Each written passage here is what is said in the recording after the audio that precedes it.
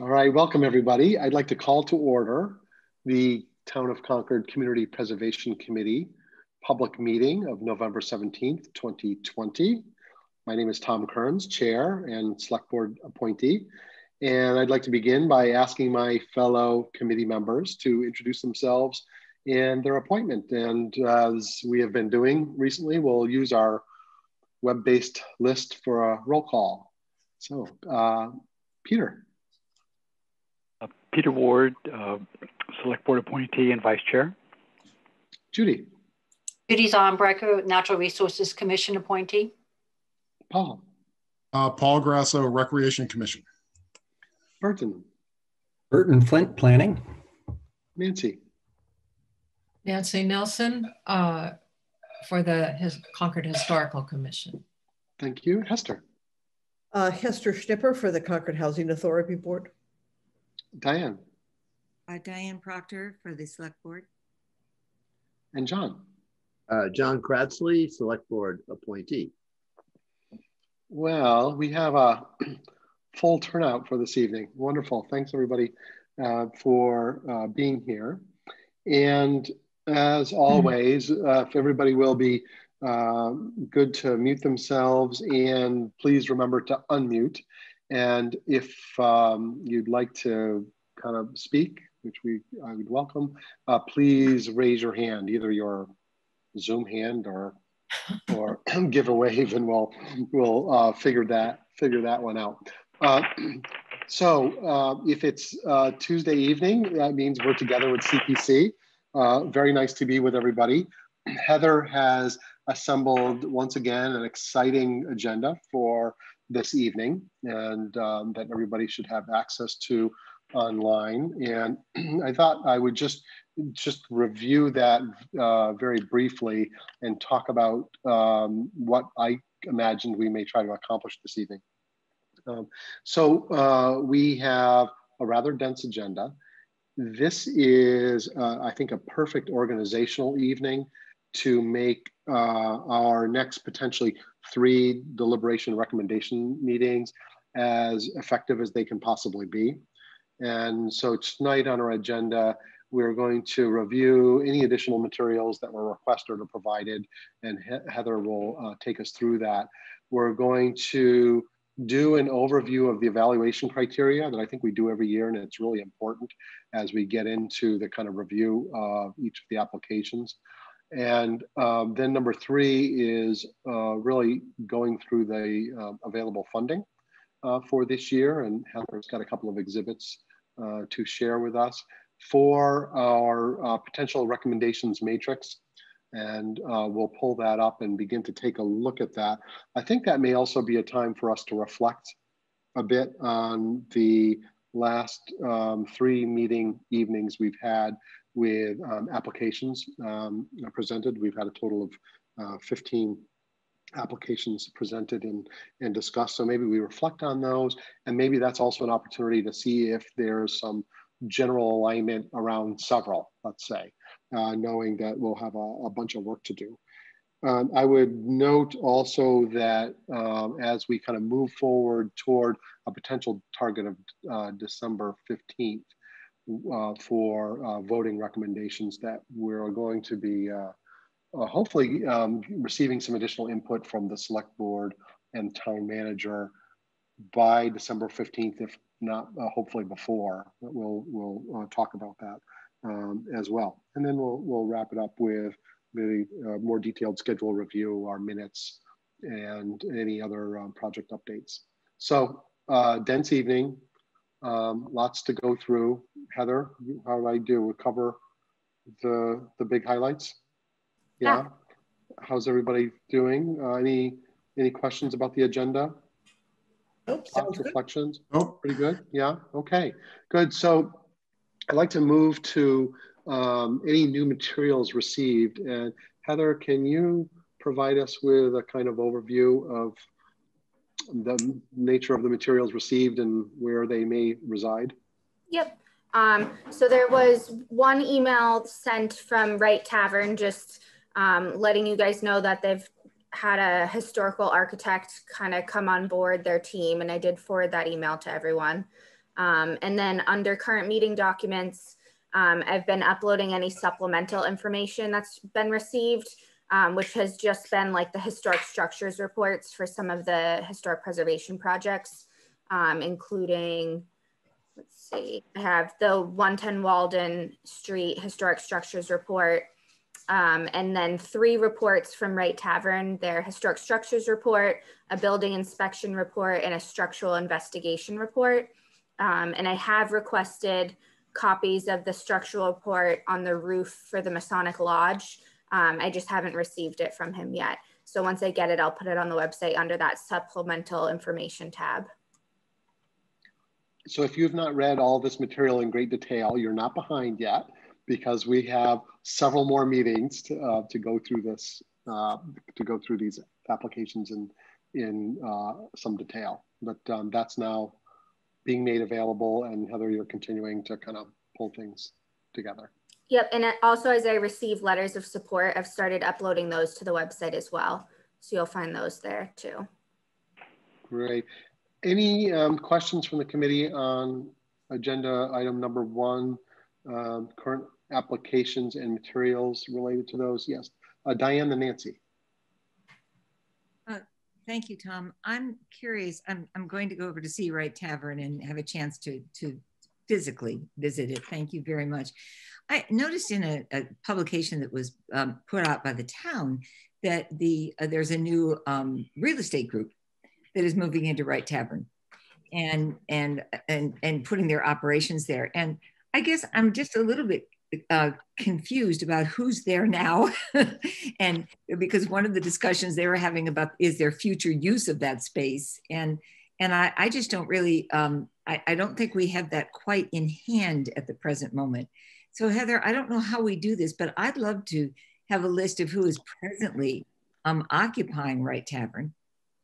Okay, we can request that. And under what relationships they're occupying it. And then a chance to understand whether these are short-term or long-term relationships. I just think it's, so that's enough said. I would be grateful for that. Diane, thank you. Yeah, we'll track that down. That's very good. Nancy? Have any letters of support, Heather, been posted as of tonight, or will they be posted? Anything I've received is on the website. Oh, so there are some. I must have missed. How many, do you know? I mean, lots, or do you know who they are? I have, well, so I have one, the HDC's letter of support for Wright Tavern, and then the Emerson Field flagpole received 3 separate ones, and they're just all in the same link. So Heather, for Wright Tavern, you have HDC, but not necessarily Historical Commission yet? No, I have to draft that one, so that one's not up yet. I see. Okay. And nothing from the national park, although I think they said they had one from the national park, but nothing from the national park. Nothing yet. Nope. Okay. As I receive them, I'll put them on the website. Okay. They're due Friday. Okay. So I suspect more will be coming in the next few days. And I'm out most of the day, Thursday and Friday. So I probably won't get to upload them until Monday. Okay, great, thank you. Other questions or comments on applications and additional materials? Judy. Yeah, one of the things that came up that I mentioned to Delia was the potential for the 2229 Main Street rehabilitation to use some of the materials from the dredging project, which might include some funding of that project. I would be interested on whether there was any further exploration of that by Delia. Was that something, a question you emailed to me? I talked to Delia specifically after the reuse committee at the nuclear matter site.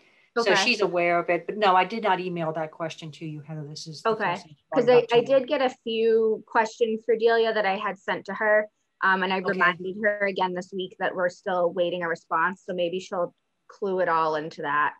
Okay. Response. All right. But if you want to send me an email, I can send it to her just to remind her to include that. Sure, I'll do that. Thank you, Judy. Peter? Yeah, I have a question regarding the conservation restriction. As I recall, we had reached back out to Delia, and if I'm not mistaken, the appraised value or the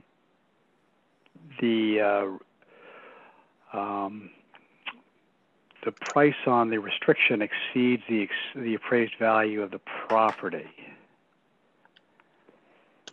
So if I'm not mistaken, the appraised value came in at a little over $406,000. So I wondered if there was any follow-up on that. But was that something you emailed to me? That was something you had emailed to us following the question.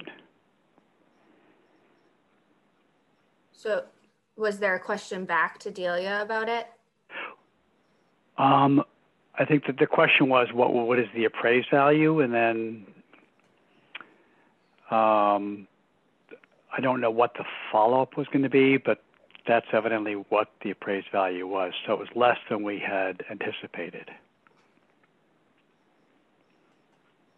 Okay, I'll have to ask her about it and look, because during her presentation, it was, I believe it was, they had negotiated a lower price for the restriction. Right, that's why the price or the appraised value when there was a follow-up to that, when it came in quite a bit lower, that's what sort of generated the question. Okay. Yeah, so during the presentation, we thought the appraised value was quite a bit higher. Right. Okay, Heather, you can follow up on that with Julia.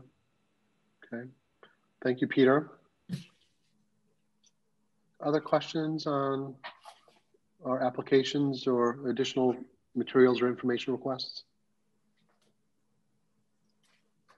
Any members of the public? Yes, Matt. I just wanted to note that, yeah, those questions for Delia, I had emailed questions, and I believe they're what Heather was referring to. So hopefully we'll get answers. Yeah. Thank you. Anything else on number one? Looks like we're ready to move on. Heather, are you ready to go to number two here on our agenda? Perfect. So evaluation criteria. What I think we'd like to do is run through our A through U kind of evaluation criteria. And Heather, is that something you can put up on the screen? And I'll make a proposal for everyone's consideration. I'm happy to do a kind of shorthand lead through these.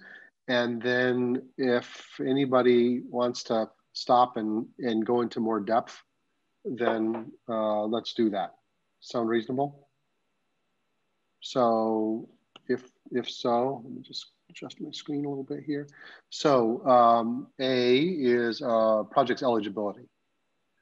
Okay, and we have a separate exhibit with regard to eligibility that's on the website that we can kind of pull up if we need to. But any questions about that in terms of determining eligibility? Really pretty good. B is consistency with townwide planning efforts. I think importantly, the comprehensive long-range plan and other elements that are in the town's goals, but I think we want to make sure that it's consistent with the town's plans, and in particular, the comprehensive long-range plan. C is support by relevant town boards and committees and community groups. I guess what we were just talking about, letters of support or people that want to speak in support. So I think as we go forward, looking at the individual applications, make sure we're getting all of the relevant support that we need. Everybody all set so far? Good. Okay. Project preserves, protects, or enhances existing. open space recreation, historic and housing assets. So it preserves, protects, or enhances existing town assets. Then E is it serves multiple or underserved populations. Judy, please. Just a real quick question on the one around, let's see if I can find it again. Here, it's around town, the one you just spoke to. Yeah, the D is yeah, D.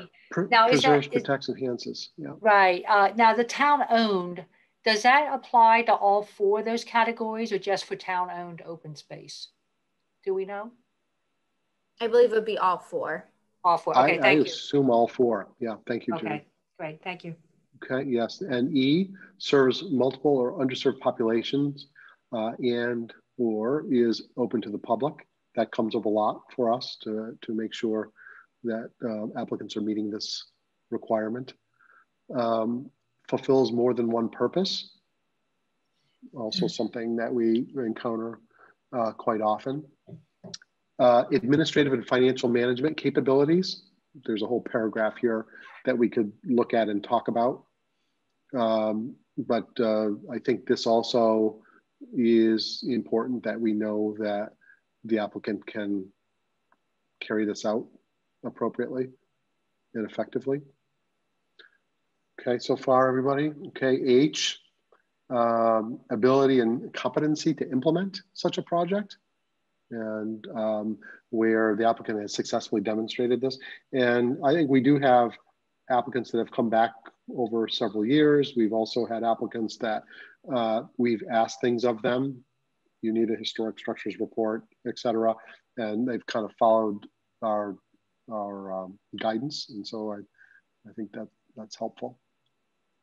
I is whether the applicant has site control or written consent. Maybe interesting when we're dealing with issues around the White Pond or Emerson, and demonstrated financial need. I think related to J is K, that there'll be other multiple sources of funding, leveraging other public and private funding. Also an important one that we talk about with regard to essentially every project that we review. With regard to L, this is the most reasonable approach for implementing the project. Okay, everybody good so far? M, the urgency of the project. And I think very often when we're, yes, please. I'm sorry. Diane. I'm sorry, yes. I just have a question about please. The most reasonable approach for implementing the project. Is that an architectural question? Is that I mean, what does reasonable approach mean? I'm sorry that I'm just kind of focusing on that for the first time. Yeah, I think that it certainly could be architectural. It probably could exist in a number of ways, but I think it came up, let's say, in our White Pond discussion with regard to accessibility, and we had a discussion, this long series of ramps, was that the most reasonable approach to make the waterfront accessible? And I think there was a pretty interesting discussion about that. As one example I can think of, others may have other examples. It could also be a phased approach too, that might be more reasonable. Yeah, Peter, thank you. That's right. And that also, I think, does fold in nicely to M, which is the urgency of the project and the flexibility of the schedule and impact of any delay. And I know in past years where we have contemplated gaps in funding and requests, and we're trying to find the right way forward, we're kind of circling back to applicants and saying, all right, if you were to receive not your entire request, but a partial request, how would that impact your project? And I can imagine that we'll be doing that again. Provision for maintenance of the project. Okay, that they have the ability to sustain the investment that's made. This inclusion of deed restrictions, preservation restrictions, or conservation restrictions. Something we've been talking about. Everybody fine? Nancy?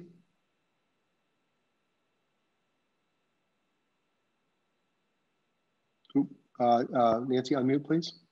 Oh, I'm sorry, I did it backwards.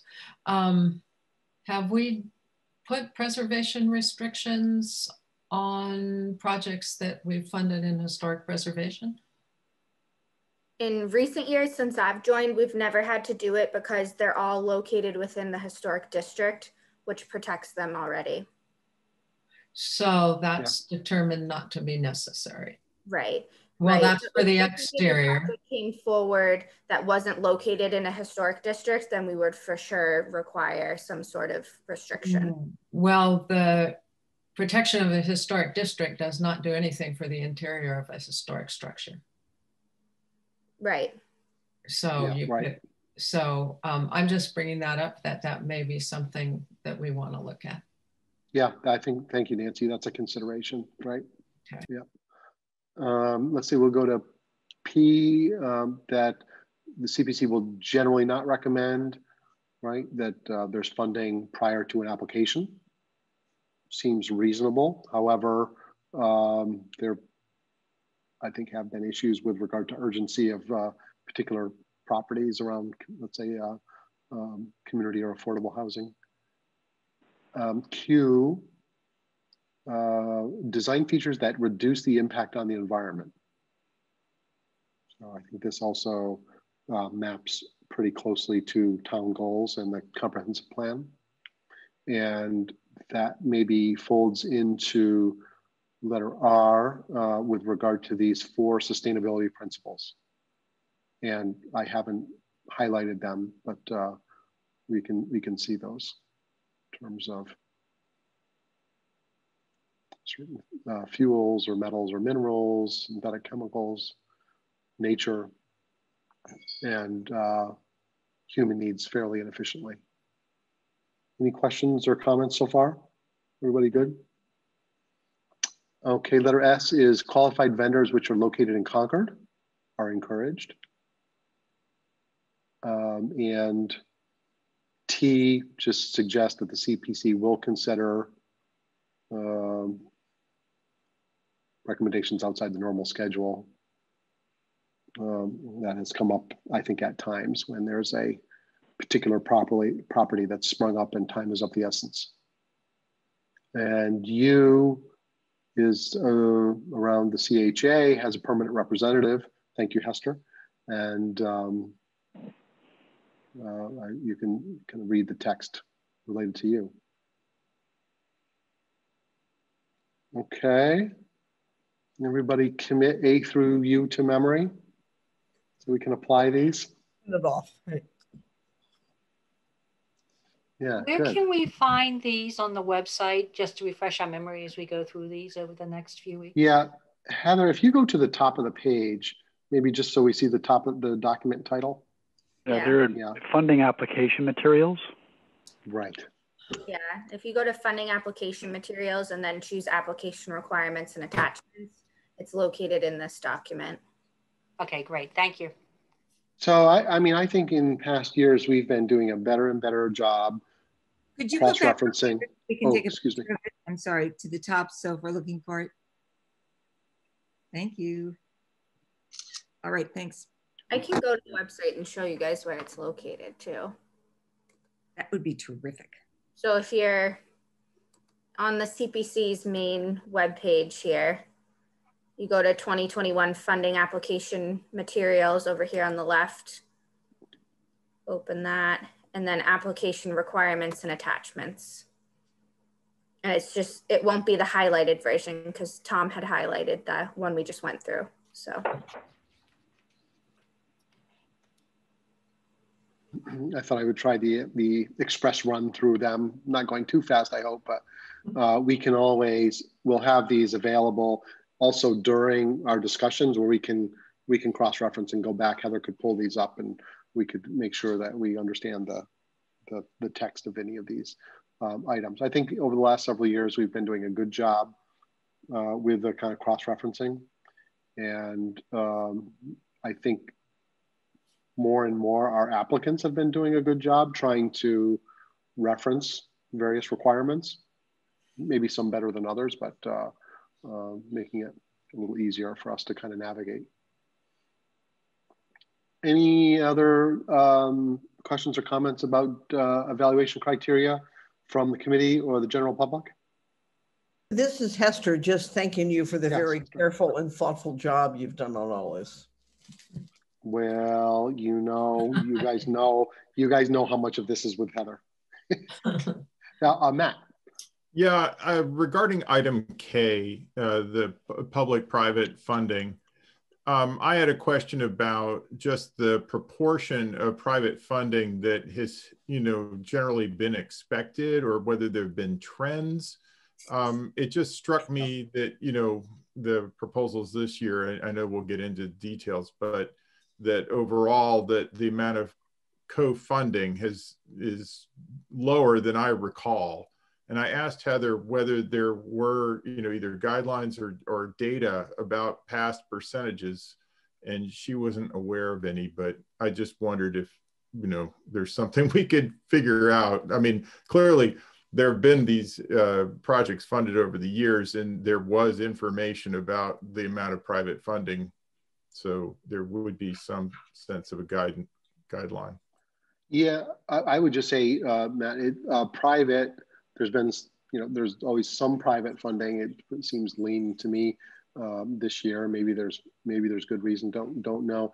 But then there's a range of public sources as well that go well beyond Concord. There can be other grants. Sure, I guess I'm talking more generally co-funding. Yeah. Yes. Yeah. Exactly. But any committee members, any reflections on what our experience has been over the last several years with regard to co-funding in Matt's question? I don't feel like there has been a policy or practice or percentage or something but there is often the question and the encouragement to make sure that the CPC is not out there all by itself.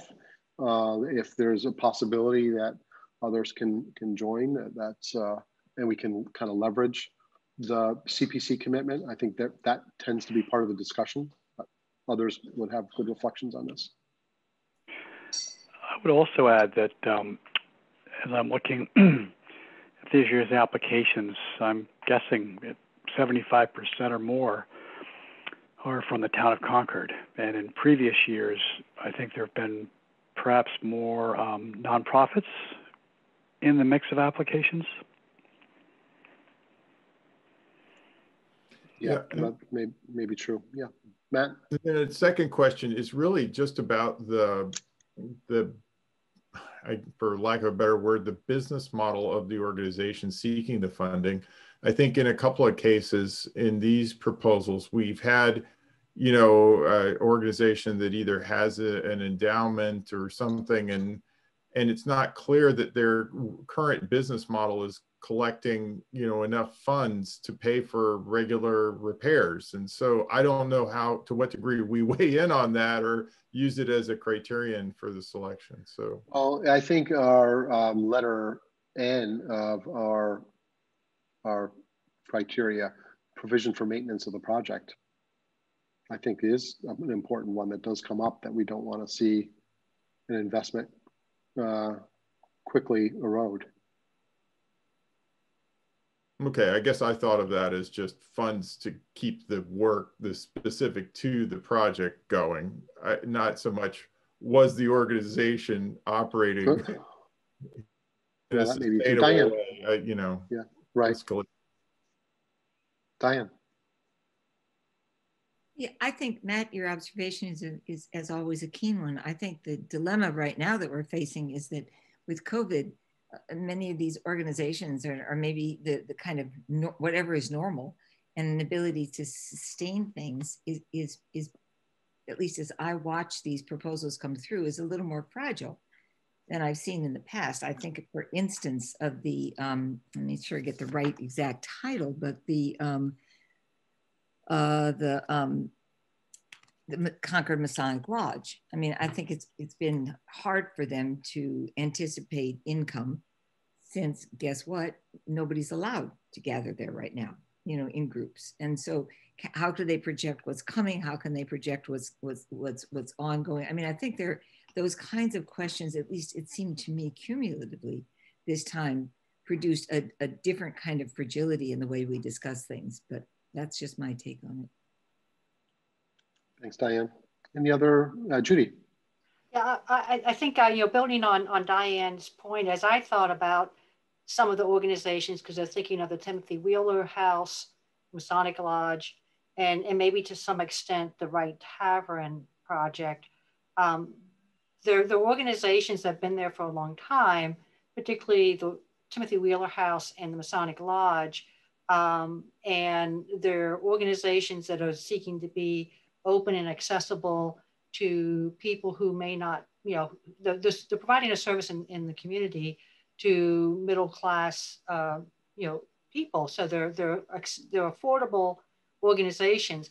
In many ways, I think they're similar to what we've done with the senior housing bylaw that we passed, where we help seniors that meet certain criteria so they can stay in their homes, because we consider them valued citizens and residents of our town, and we want to keep them. So that's to some extent how I look at some, you know, like Timothy Wheeler and the Masonic Lodge also, is that, you know, do we consider them valued citizens? They're in buildings that we certainly value for their historic, how they look, and consequently, that weighs in how I think about those two applications in particular. I guess I would just state that, you know, for me, while there are organizations like Concord Together and, as you said, some of these other funds that are intended to help out and subsidize those kinds of organizations, I just don't see that as the mission of the Community Preservation Act. I mean, except when it's explicit for affordable housing purposes. Mm-hmm. Okay, thank you, Judy. Thank you, Matt. Christine.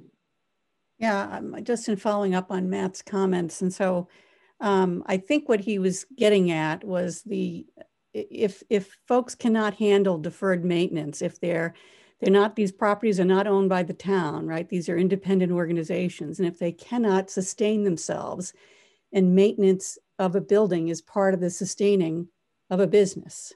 If they can't, does this become just an ongoing support of these entities? And I think that's my question. So are you signing up for this for a long time? Are you going to keep funding it? Yep, I think that's excellent. Yep, and needs to be part of our deliberations. Yep, I think that's very good. Any other questions, comments, reflections on our evaluation criteria? Good. We are ready to move to number 3, which is our available funding. Heather, do you want to put up a couple of exhibits?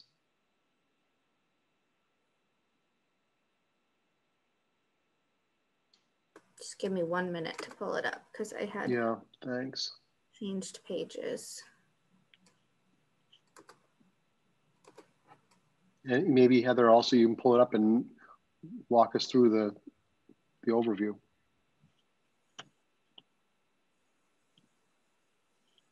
So we did get an updated number from Kerry. So I don't know, Tom, do you want to walk through line by line, or? I think it would be helpful just as a kind of high level walkthrough so everybody understands the kind of definition of each line. Okay.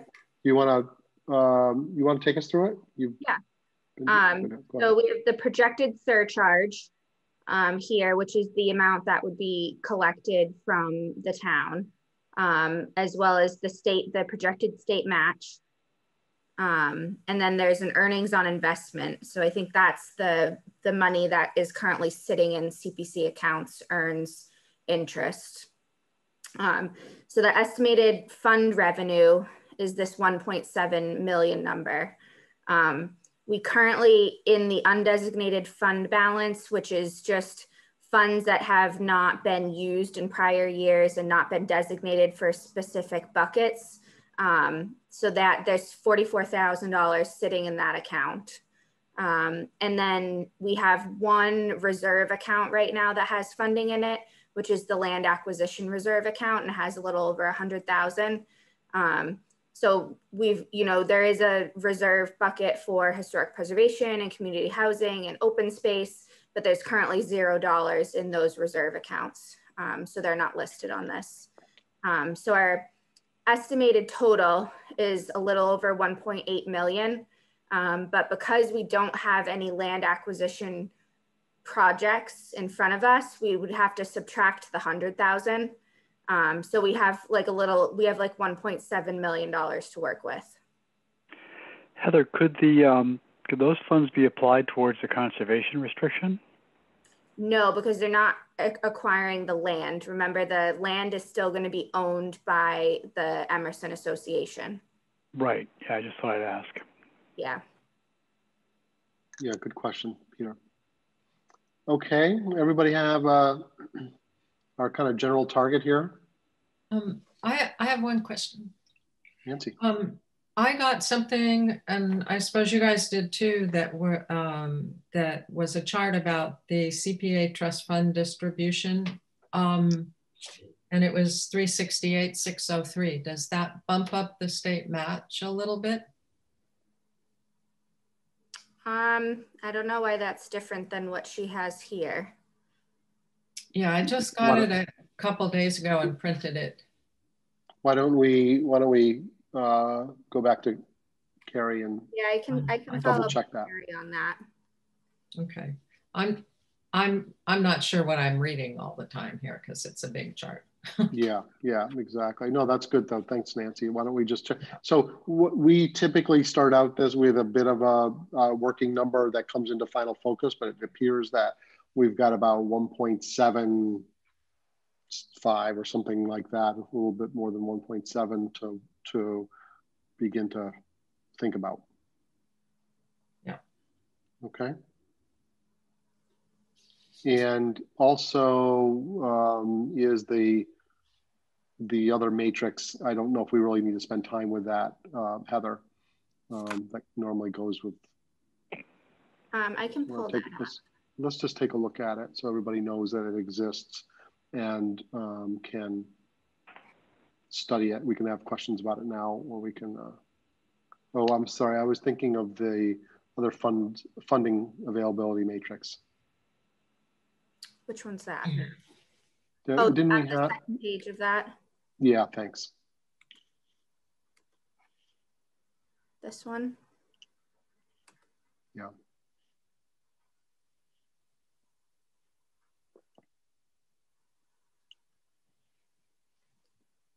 So this just breaks it down. Heather, that print is so small. Is there any way to make it bigger? This is available on current meeting documents, so you guys can. Yeah, I thought that maybe Heather would just show us the document, and then you can go to that exhibit online, and yeah, you can kind of blow that up a little bit. But you can get a little bit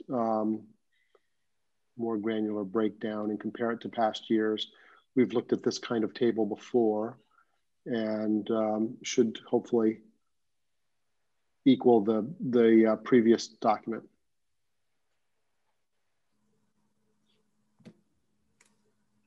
Let's see, there's that 368,603 number online. What is it? New revenue 2C. Yeah, so that's that's state match. That's this year's. This is the number for next year. That's the number we're working with now. Oh, got it. Okay. Why would they have just sent that out as if it was new? I don't know. Oh, projected 21. The chart says projected. It says November 2020 CPA trust fund distribution. Oh. Right. So so the funding we're working with right now is like an estimate. It's a projected number. Right. And so that number that they probably just sent out were the exact numbers. So this shouldn't say projected anymore. It should be the final number. So that was like the final number that was actually distributed. So we always hope that the actual number distributed the following November is more than our projected amount and never less. Because then we run into the issue of having a deficit. I think that number, that 368,603 number, may have what has led to the 44,172 balance. Because I recall last year we pretty much drained the pot. Right. Yeah, so that came up a little higher, yeah, maybe than we were anticipating. And then anything else that would have been returned to the CPC fund, I don't know if there was anything from other active projects that return money, Heather. We didn't, also, I don't think we closed any accounts with major. We didn't, okay. That raises an interesting question, because Marcia said that the previous funding, I think it was $25,000 that was received for the house on Harrington Avenue, was not spent and would be returned. That's right. That could be very helpful if that were returned to be used for this year's recommendation. In order to be able to use it at town meeting, we would have to have a separate warrant article to reappropriate those funds into like a historic preservation bucket or something. Because we have to close accounts like that by the end of the year for them to be available in our undesignated fund balance. So we did it like 2 years ago. We did it for, I believe it was like Junction Village or something, because money came back from them, and we had a separate warrant article to reappropriate those funds so that we could, in the very next warrant article, use that funding. Right. And we had the same thing with the Peter Bulkley house as well, as I recall. Yes, that's what it was, Peter Bulkley. So we can always do that. It's just, a couple extra steps. Yeah, it just strikes me, if that is money that the taxpayers have paid, it's sitting there unused, it'd be best if we got that back as soon as possible. Right, but we wouldn't be able to get it back until town meeting. Right. It's happening in June, and then it would get, if we didn't do it at town meeting, it would just get closed over in July anyways, but we wouldn't be able to use it at town meeting. Diane. Could we not, if we knew it was coming back, Heather, and it was merely a kind of an administrative protocol, could we not then theoretically think that we've got that money coming and apply it toward a project? So we can, and we've done that in the past. But like I said, we have to have a separate warrant article that comes first to reappropriate it. Our warrant article prepared in the next one, and backups in case for some reason it fails to pass. That, now, because we don't want to. You'd have to let whichever, at least applicants or single applicant to whom this largesse was being, on whom this largesse was being expended, we might let them know that it was provisional based on this town vote. But it would be, I think Judy's right. I think if that money's there, given this year, particularly with all of the restriction on funding, it might be very important. Yeah, and it has been a theme of, I think, the committee over the last several years, that we want taxpayer dollars to be invested as soon as possible, not banked, if at all possible. Right. Other questions, comments about the available funding from the committee or the general public? Well, just one quick question. So if we assume the land acquisition reserve is not available, so this brings our available funding down a little bit, right, to about 1,669. Is that correct, Heather? Yes. Okay. I thought it was 17777. Well, if you add up the 1725 and the undesignated balance, and then exclude the land acquisition, I think that's where the numbers will come out. Yeah, that's what I got. Same as Peter. So I got 1769891. Yeah. But that just takes out land acquisition, but not the other thing. Not counting the other thing stay, yeah. The other thing we can spend. Right. We just don't. So we add that back. No, or it's already added. All I did was take the final number and subtract this because we don't have a project for land acquisition. So 1769891. Mm-hmm. Yeah. Okay, that's what I had. Could you remind us what, I know that there's requirements of a certain amount of the funding be spent on open space, historic preservation, and affordable housing. Could you remind us what those percentages are again, please? So it's 10%. Is that, so it's 10% across all three of those categories? Right. Okay. Across 3 out of 4, and there's no minimum for recreation? Right. Right? Right, Yeah. correct. Thank you. So we'd have to spend about 177,000 in each category or allocate.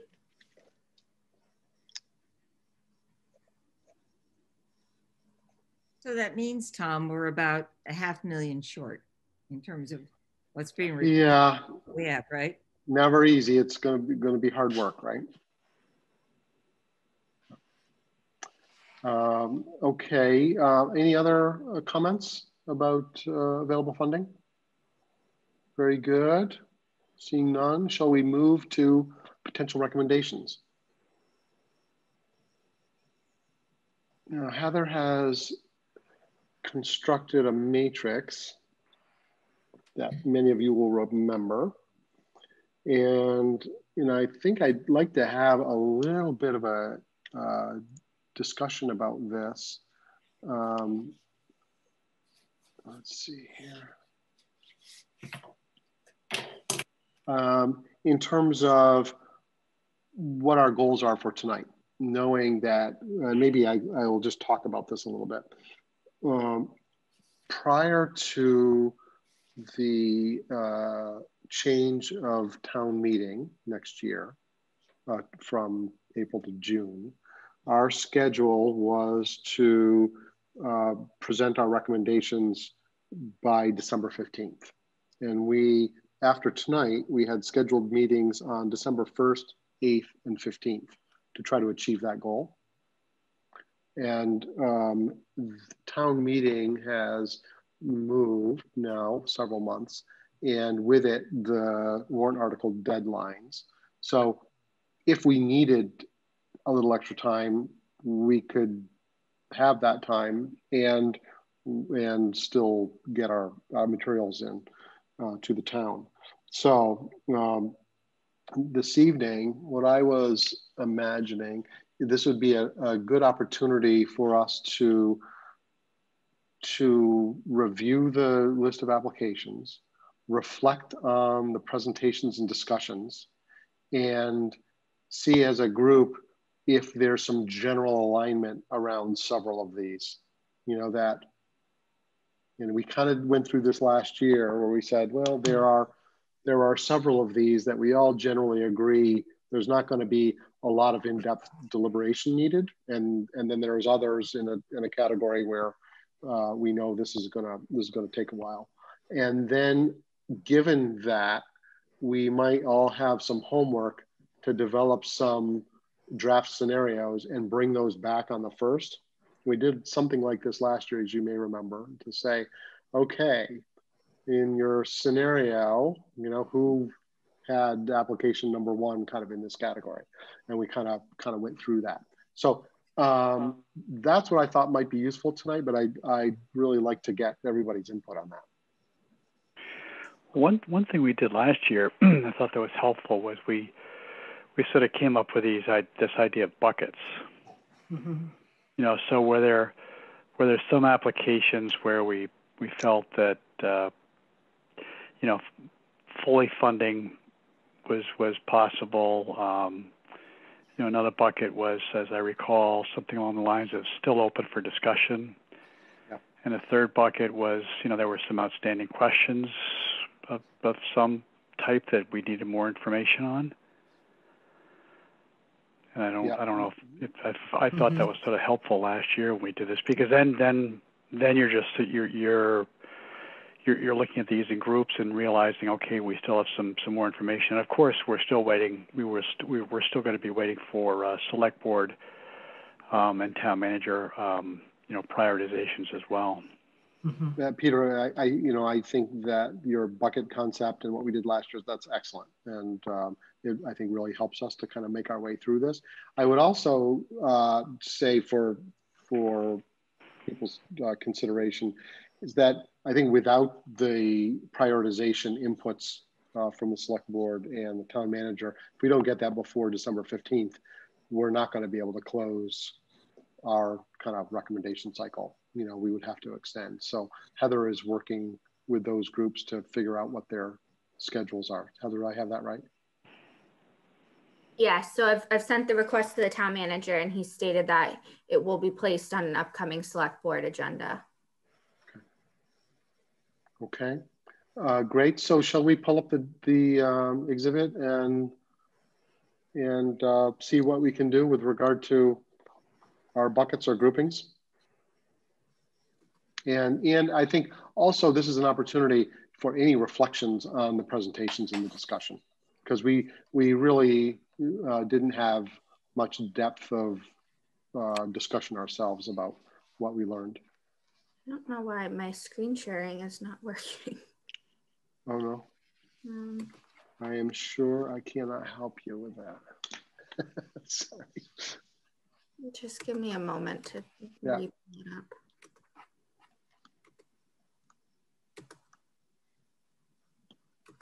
Well, I guess, Heather, it may be possible if I had the document, I could try it myself.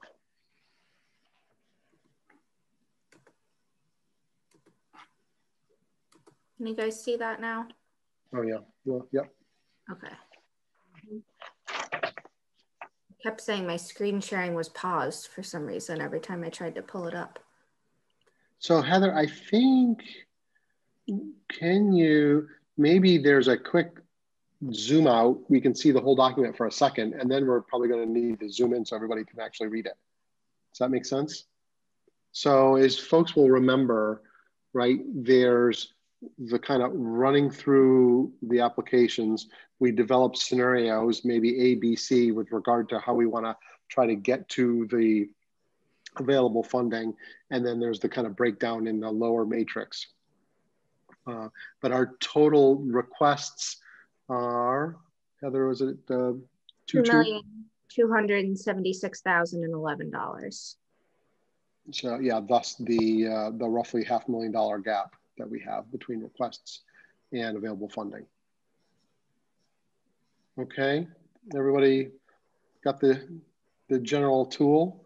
Should we kind of take it from the top? And I would suggest that, you know, I don't know, maybe we have a goal that in, let's say, I'm open to anybody's input here.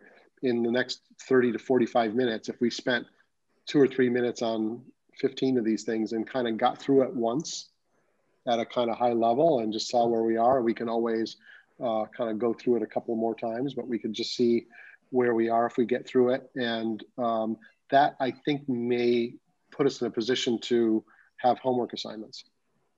But everybody okay with that? Mm-hmm. Shall we take it from the top? Okay. Heather, do you want to? You may zoom in more. How is everybody doing reading it? Okay. Good. Yep. Good. Yes. Okay. All right. So housing production plan. Reflections on this application, and our CPC liaisons may have some reflections. And does this one look like it should be fully funded? It's going to take some discussion, or we've got to return to them with some questions.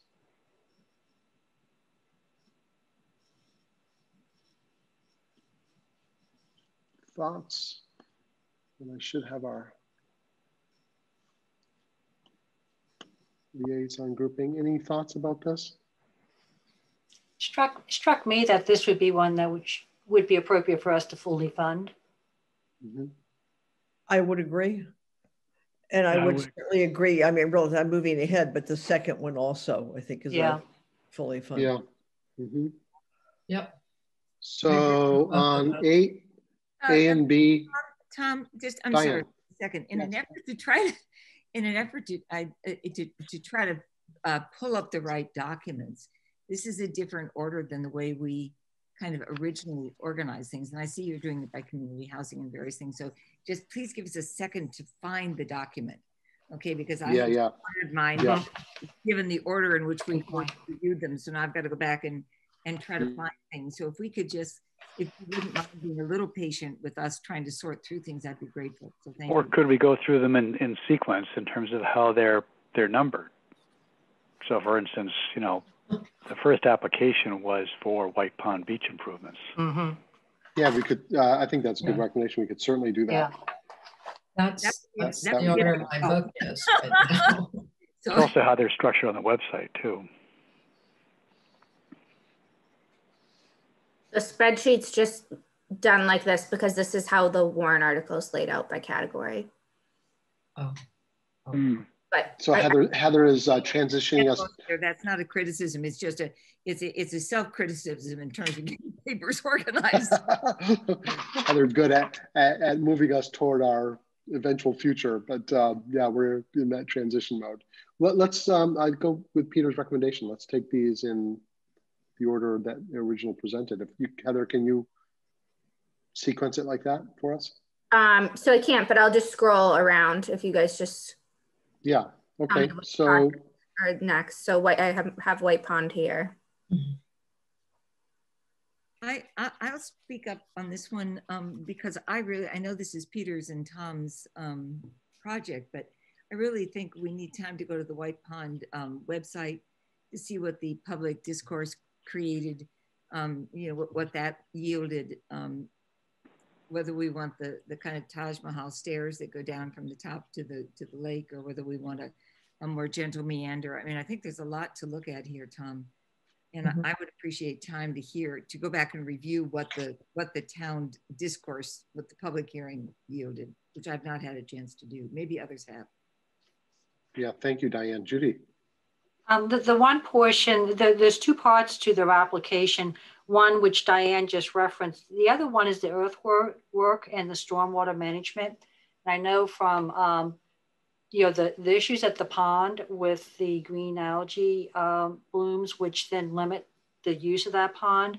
One of the sources that's been identified is that poor drainage, the drainage that comes down, that this stormwater and earthwork would help resolve.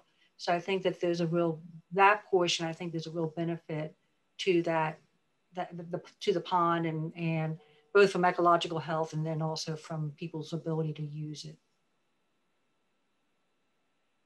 So that's $127,000, and that strikes me is a good, potentially a good use of CPC funding. Yeah, thank you. Other comments about this application? As I also recall, I think there was going to be some type of meeting or gathering on site to discuss the nature of the ADA access. You know, given the slope and the various bends in that walkway, et cetera. And I don't know if that has or will be happening in the near term.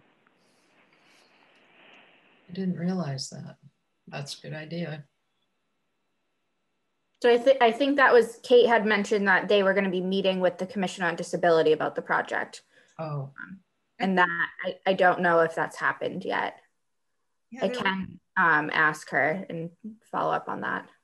By chance, I met the chair of the Commission on Disability in the parking lot, and she confirmed that in December they will be meeting.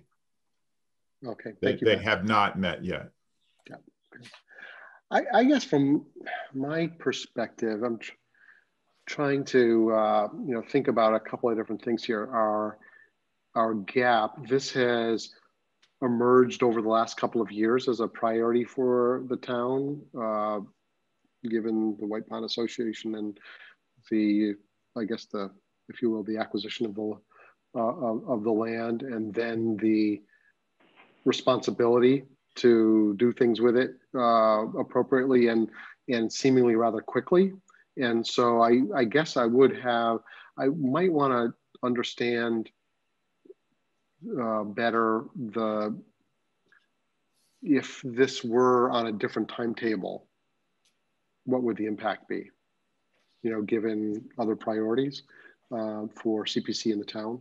But you know, because it has really taken quite a spotlight over the last several years, I think it's a very worthy project. But when we have to put it in the context of other projects with needs, I think it might be good to kind of double click on that and really understand what the implications are of timing.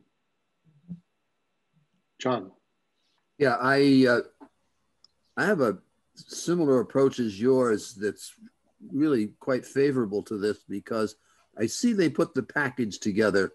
This is it looks like the last 300,000 they need to complete something that already has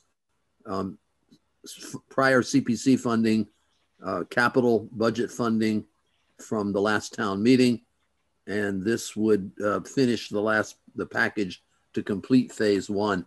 And then when I think about what you've just mentioned, Tom, about the importance of this as a town resource, I have a favorable perspective on it, the way they've put it together. Others? I guess, John, I would say with regard to Peter's proposed buckets, this one's going to need some depth of discussion. I wouldn't automatically default to fully fund it. It's in that straight line path. This is going to need some, I think, some kind of pulling it apart and really looking at it closely, is my sense. If others would support that. Yeah. Okay. I agree. Okay with that? Good. Oh, Diane, very nice. So shall we move to the next application? Does that seem like using this as a case study, get us warmed up with regard to this one? We know what some of the emerging issues are. I don't think it's an automatic from my point of view, and others seem to agree with that.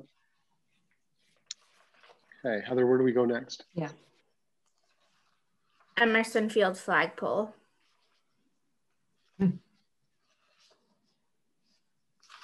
This is Hester. I would vote for that be a fully fund. It's not a lot of money and it seems important. Yeah, this was really persuasive to me, and you know, the right amount of money, the right approach, and totally comprehensible. I would agree with that. If anything, as I brought up when they were presenting, I'd like to see like more done around that area. But I thought that what they presented was very reasonable. So yeah. I would support it. Yeah, I agree. Same here. I would too. Yeah, I would agree. Me too. Okay, Heather, I think I would plug that in. Thank you. We'll come back to the total slate in future meetings, but okay, let's go to the next item. Heather, where are we headed next? Bruce Freeman Rail Terror.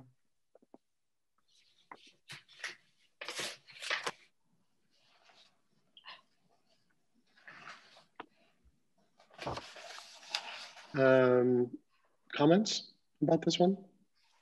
Fully fund, open for discussion, outstanding questions for the applicant?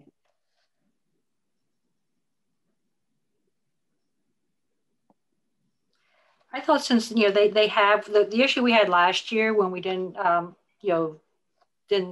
put those funding request into our proposal, because they hadn't really spent the funds they had been allocated previously. It appears that they have spent the money, and the items that they've identified are issues that which you do get after you use something. You kind of see how people use it, and you need to make improvements based upon that actual usage. So I thought it was a well put together proposal, and I would support funding it fully.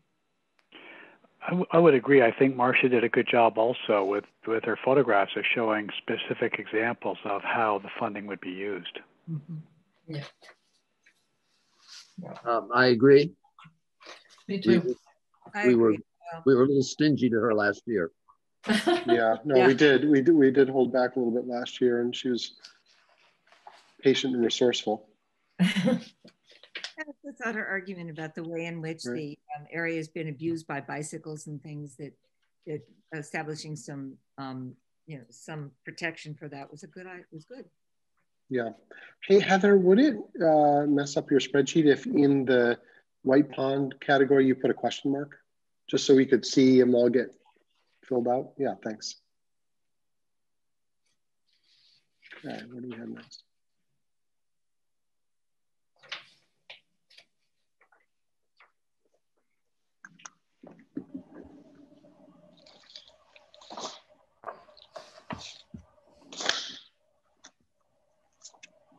So the next project is the Wheeler Harrington House and Land. Yep, Nancy and Tom. Yeah. I'm really in favor of this. I thought a similar idea was not funded was withdrawn last year. So I can't remember how similar it is, but I think it's pretty similar. Happy to see the whole property being looked at together. Nice that it's also historic preservation and open space. Yeah. Yeah, so yeah, I thought it was a good proposal. I guess the question I would have is what's the impact if this one were delayed to another funding cycle? I think part of the not urgency, but the current tenant, their lease expires next December. So having some sort of plan that's kind of already being fleshed out when that expiration happens, perhaps before the town gets into another 3-year lease with a tenant, perhaps. Okay. We also had a false start with this, with a prior effort to study the needs and opportunities here, and I just think that this is a magnificent piece of property, which with each delay we're sort of delaying the opportunity to put a firm plan in place to move forward in terms of how this property will be utilized. Yeah. Does it have to be a 3-year lease, Heather? I mean, can somebody be given a 1-year lease is my only question. I don't know. Okay. I don't know the legalities of renting town properties. I just wonder because that could make a big difference if we knew that. Yeah, it may be hard to get a tenant for 1 year. Yeah. I don't know. Might just be pragmatic. But I mean, I certainly know when we were first looking for housing in Concord, coming to teach, that a 1-year lease would have been ideal for us while we were then looking for something that was more permanent. So I mean, I'm not sure it would be hard to find somebody for a year, but well, I just don't understand. It requires a certain tenant. They have to have like a certain background, and the lease requires them to do a certain amount of work on the property. So it is tough to find a tenant that meets all that criteria, that's qualified enough to do the work that's required, and that would be looking for something just for a year. Makes it harder. Thank you. So this is a critical step of retaining a facilitator, right? I think so. Yeah, is this the project where I have a note here that a full 40,000 was returned? Is this the project where we either are expecting money back or we got it back? Yeah, this is it's the same property that we're going to be getting funding back for. The discussion we had earlier about the timing of how to use that money. Exactly. Yes, it was project to replace the roof, or funding to replace the roof on this property. So Tom, go ahead, John. Yeah, the question I had, I can see it in my notes. I don't know that we know what this public outreach actually costs. I have a note, maybe there's really no prior history. So it needs to be done. It's just a bit of a guess if it's 20,000. Yeah, and I think she created an allowance, and if she doesn't hit that some monies would be returned, right? Was I think the strategy. Okay. But well, I guess it seems like it's been a long time to address some of the potential around this property, and taking a positive next step seems to make some sense to me. Yeah, me too. So yeah, so I guess I would at least for this round, for this evening, I would recommend a full fund and see where we end up. Yep, I agree. Unless okay. I would just add too that supervising the tenant is sometimes no easy task. So right, yeah, yeah. Kind of added to Heather's comment about all the trouble it takes to find one to begin with. Okay, good. Yeah, I guess Thank the you. only question I'd ask is, Peter? do we have, is there funding that's going to be returned, or is that in the prime time, going back to what John's question was about? That was in so shall we just get that clarified? So Marcia did say that funding would be returned. But okay. That's what we were talking about earlier. If we're going to need that for that $40,000 at this town meeting, then we have to have a separate warrant article that appears to reappropriate that funding before our regular warrant article. Okay, thank you. Yeah, I have the impression many of us would like to go that route. Yeah. I'm sorry. And how lovely to reappropriate it for the very house that it's involved. I mean, I think there's a kind of coherence in that. Yeah. In terms of a town presentation. But we won't, let's not trap ourselves into a one-to-one reallocation. It would come back into a pool, and then we would figure out the appropriate, I would think, not have it. They're really not connected, right?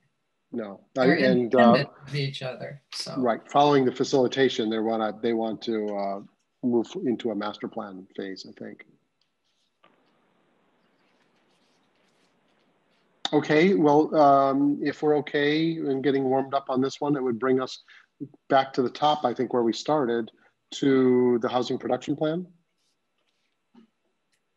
where we seemed pretty aligned around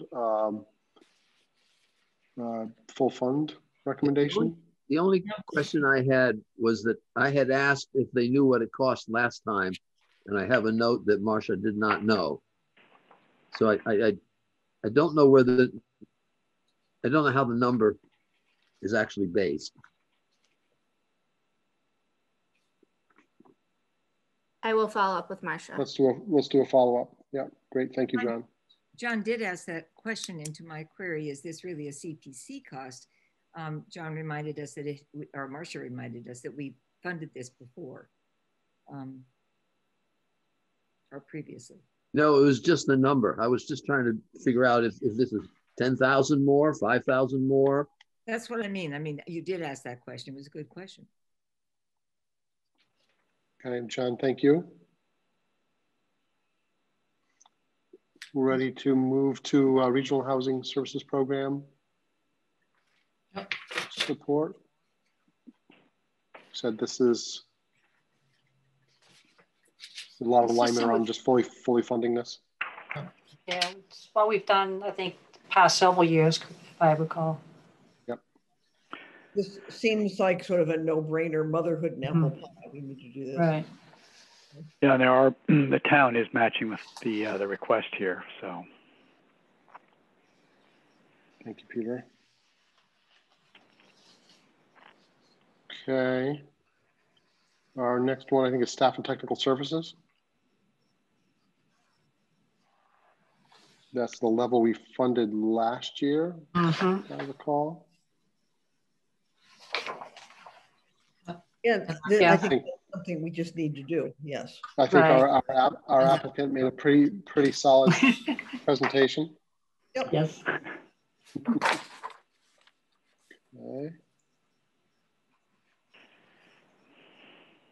And then we go to the Emerson conservation restriction. Oh. Heather, I did find that email from Delia. It was dated October 21st.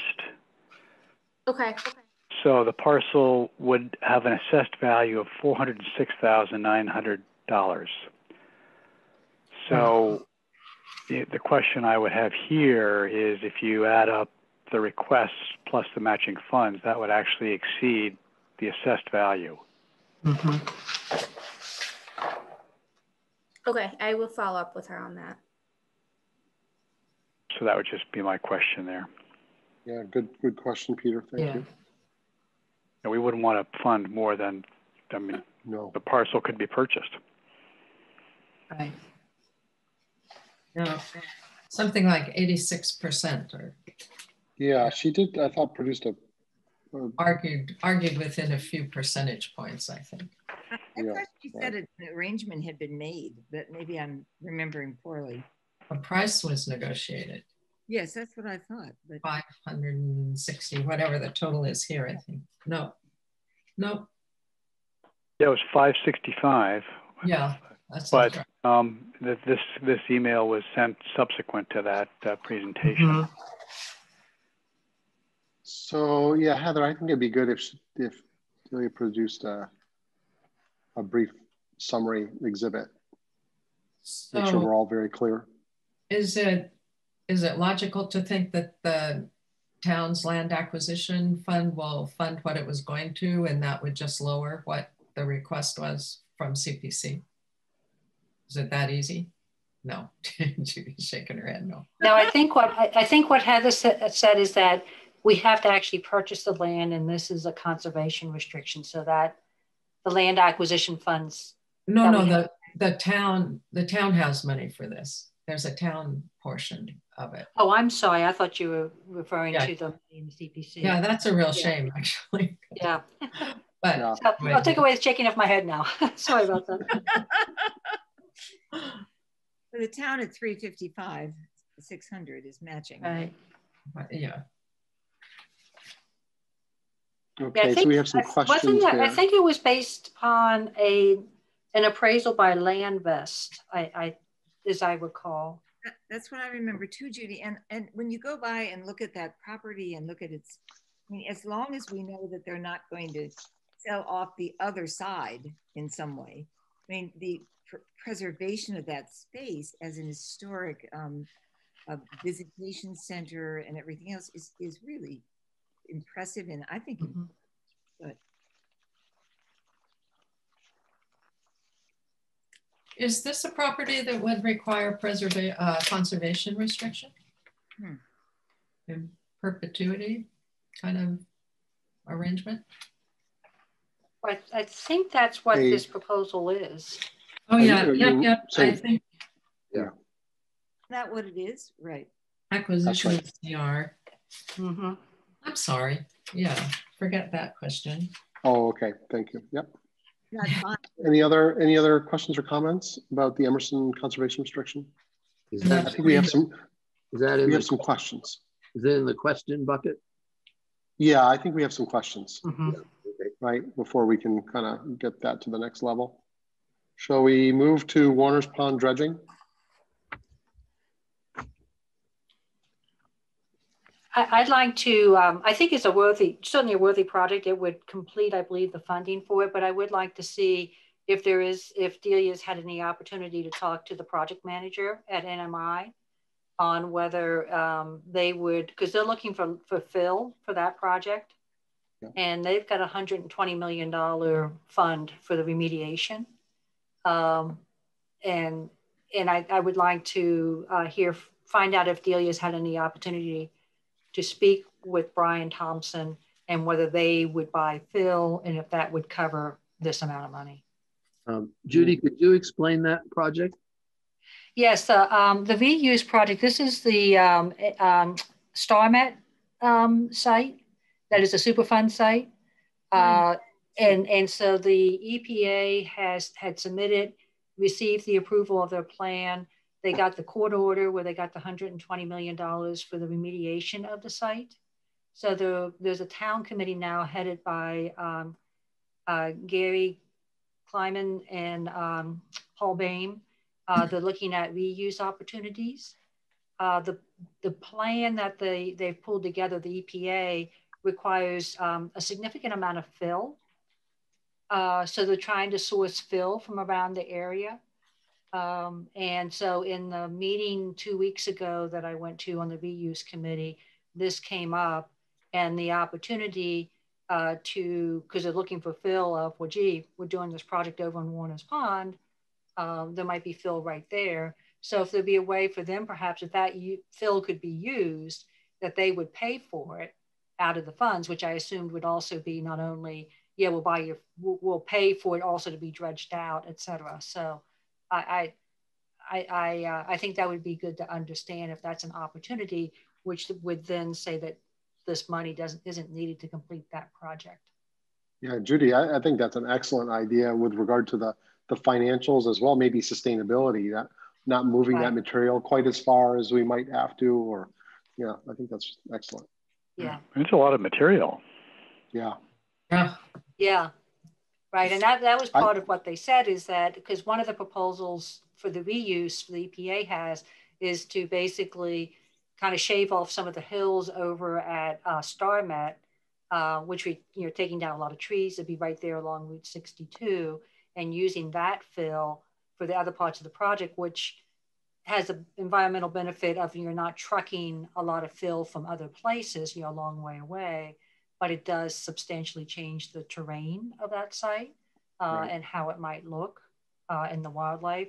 So that's when the idea of some other sources of fill closer to home came up, and Warner's Pond was one of them. Did Delia mention an idea of some of these material moving to the prison farm site? Well, that's what their plan is now, is that they have to test the sediments to ensure that they do meet the environmental quality, which testing thus far indicates would be the case.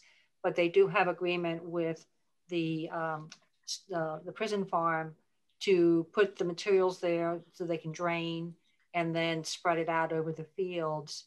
The StarMet site, it probably would not be that they want to actually have the materials drain there, have them drain on the prison site, but they can then move it and they can store the materials on the StarMet site until they need to use them.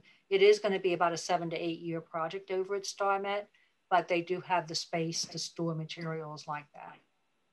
So this is then I would suggest this is a question mark, and we're trying to get these parties together and then report back to us. Mm-hmm. All right, everybody agree with that? Yes. Yes. Sounds good. How about Chamberlain Park Bridge?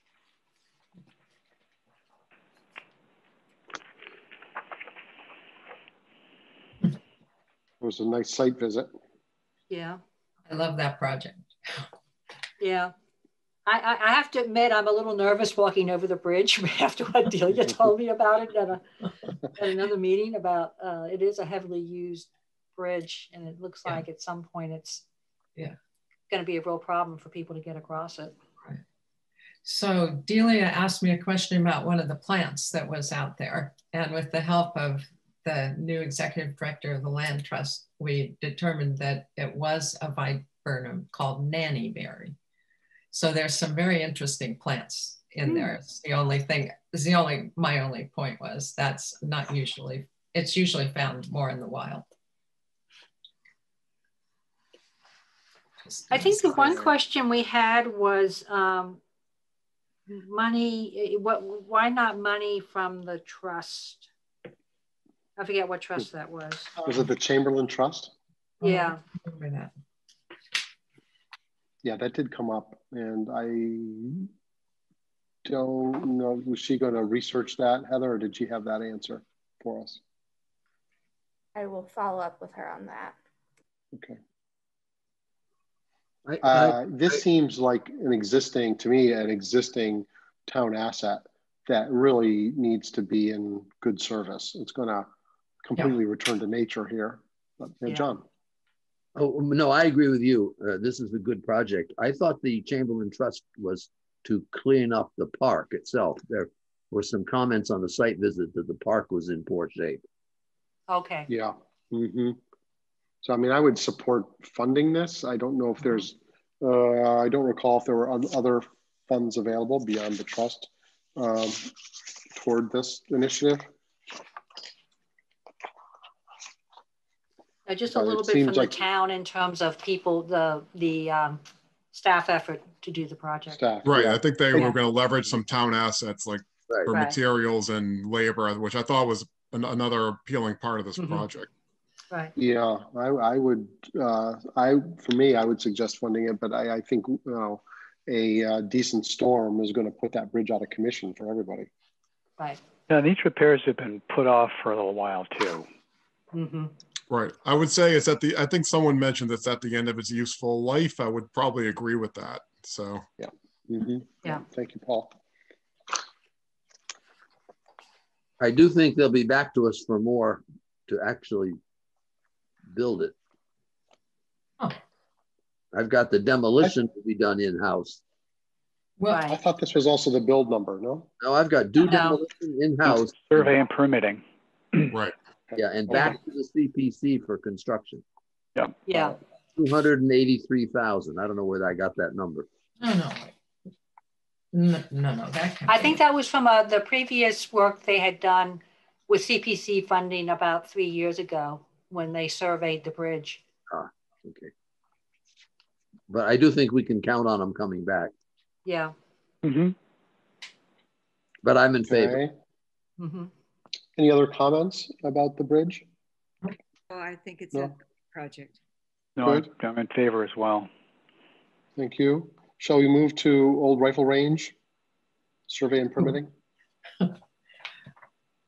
I support this project because what they're going to fix. I have fallen there.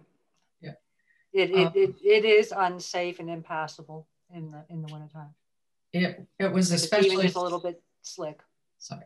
It was especially so during the rain. I couldn't understand how it hadn't had a more troublesome accident history. Oh, I know a number of people have fallen there. Fortunately, nobody has been seriously hurt. Oh, okay. Yeah, it was pretty terrible. It also seems that its usage is just up and up. It's in, from what I was hearing, it's heavily used. Yeah. Yeah, it is. It's even before COVID. Regularly, there were you would find a number of people using that trail.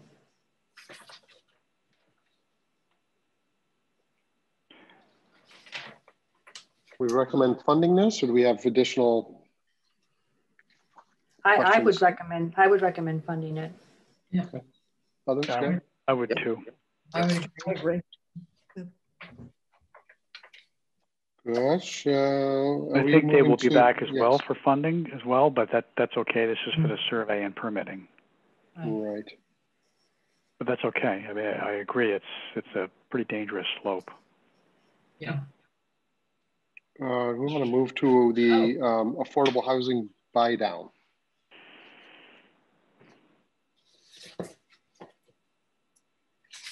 Oh. Big request. Mm-hmm. No wonder I don't understand this. This one's missing. This is the one that I have to make up, so I can't. Yes, we had Diane and Burton or others. My comment, Tom, would be it's a good use of our funds. The need will be there. It's a big number with nothing it's specifically allocated to. So it seems to me that this could be something we could look at for considering substantially funding, but maybe looking at the final number closely. Mm-hmm. I agree with Burton. I would I would hold this to the last negotiations. I concur. Thank you. It took a while to understand it, but I thought the presentation helped a great deal, and I appreciated that. But I think we've got to make some hard choices, and I'd love to see us hold this one until we see where we are. Aren't there minimum allocations for some categories? Mm-hmm. Yes. Yeah. So what would be, based upon the funds that are available, what would be the minimum allocation this year for affordable housing? 177,000. 10% of our total. Oh, okay. So it's not a very big allocation. So you'd probably end up exceeding that. Okay. Yes. Thanks. Yeah. I just was curious. Yeah. Yeah, that's great. Good question. Other comments about this one? Any additional information we need? I think we've got a pretty clear picture. I just think it might be worth just plugging a number put a in question there. mark there. Yeah. Might be worth it. Like, I would suggest plug in what the minimum number that you think, and then you could go up from there, because I just think that it would just be helpful to know, you know, you're going to put something into here. And, just to put a question mark, I think doesn't help in understanding what other remaining funds are left. That's just my advice. Mm-hmm. Thank you. Others? Any comment on that? Is this our only affordable housing application? No. There's a couple of other smaller ones. There's the RHSO and the housing production plan. So we've already allocated 55,000. Yeah, you could put 125,000 in there, and you, together with others, you're going to get to the minimum. Right. Beyond that. Try that for a start. I would have suggested putting 250 in there personally. Yeah, but let's we'll do a rough cut through the whole thing, and then let's take a look at the overall complexion of it and see what we want to tweak. How about the 110 Walden Street?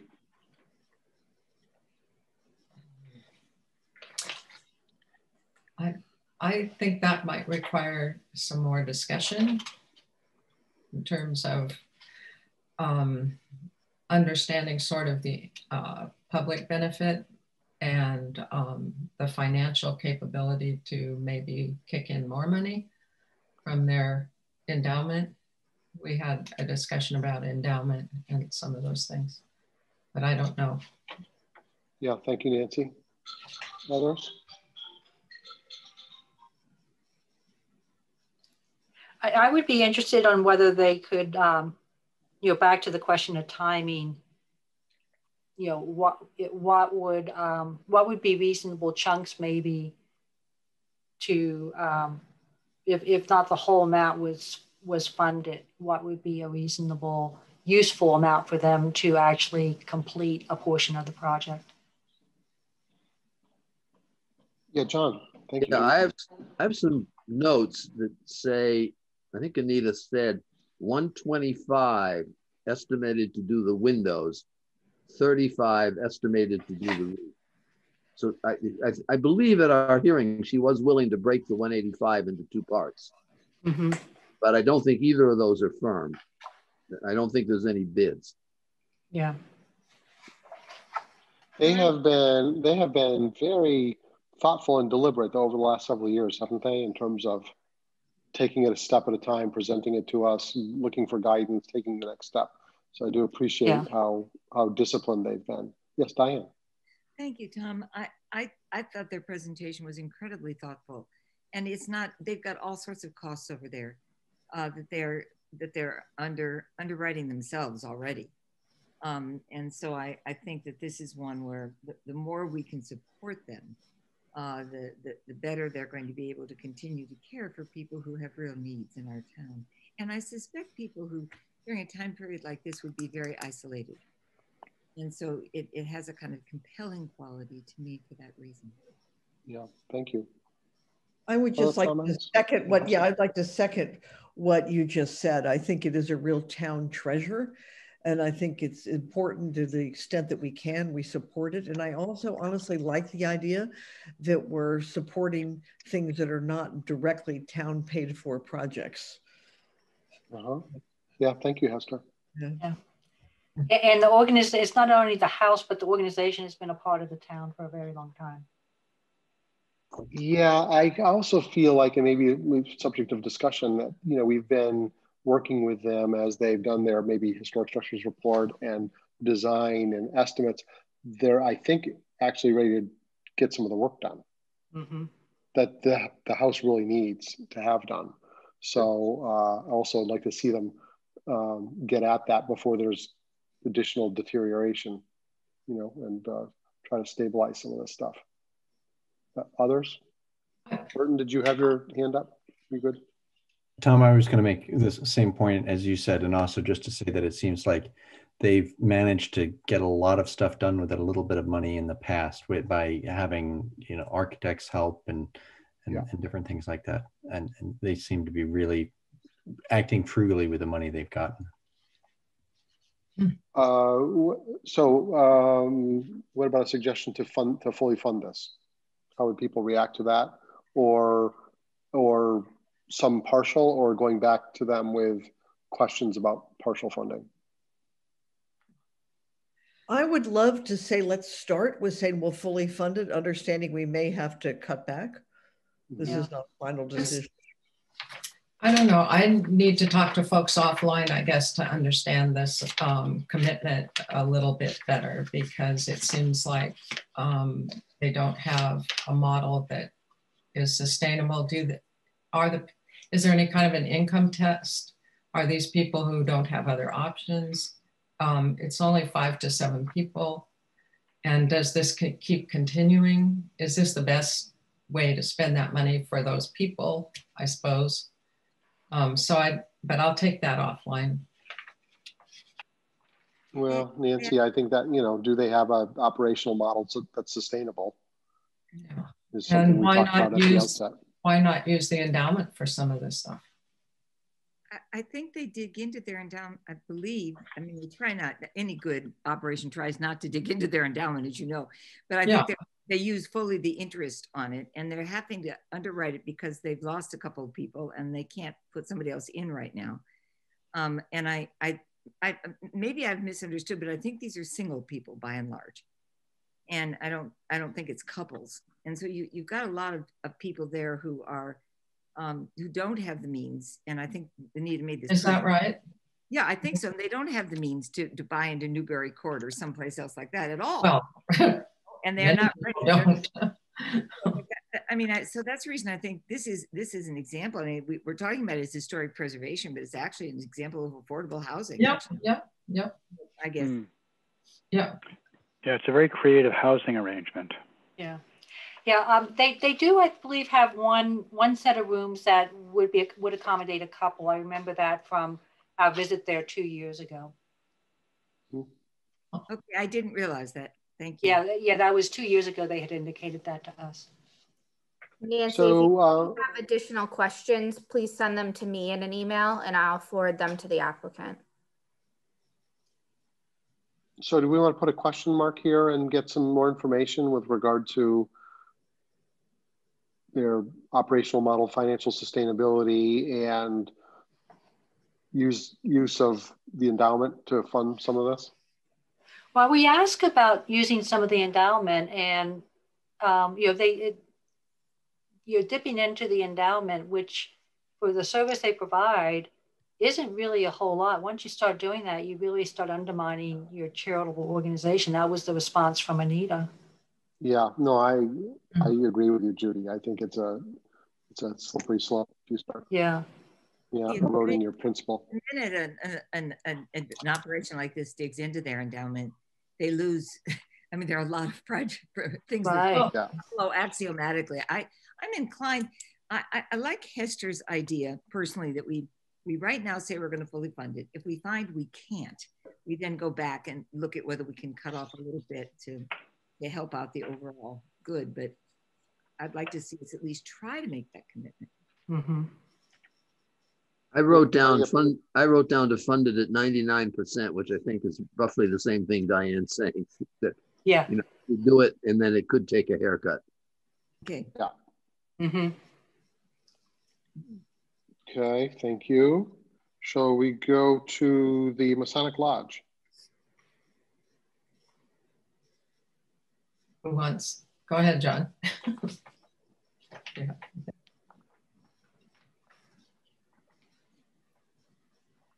The only thing I have to...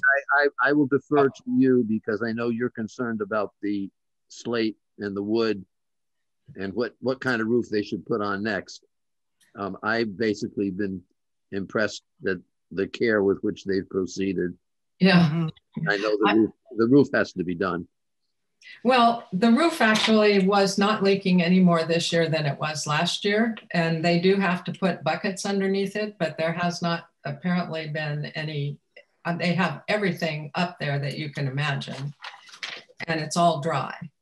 So I think maybe, except for those drips, which you don't want, I don't think it's like a drastic issue.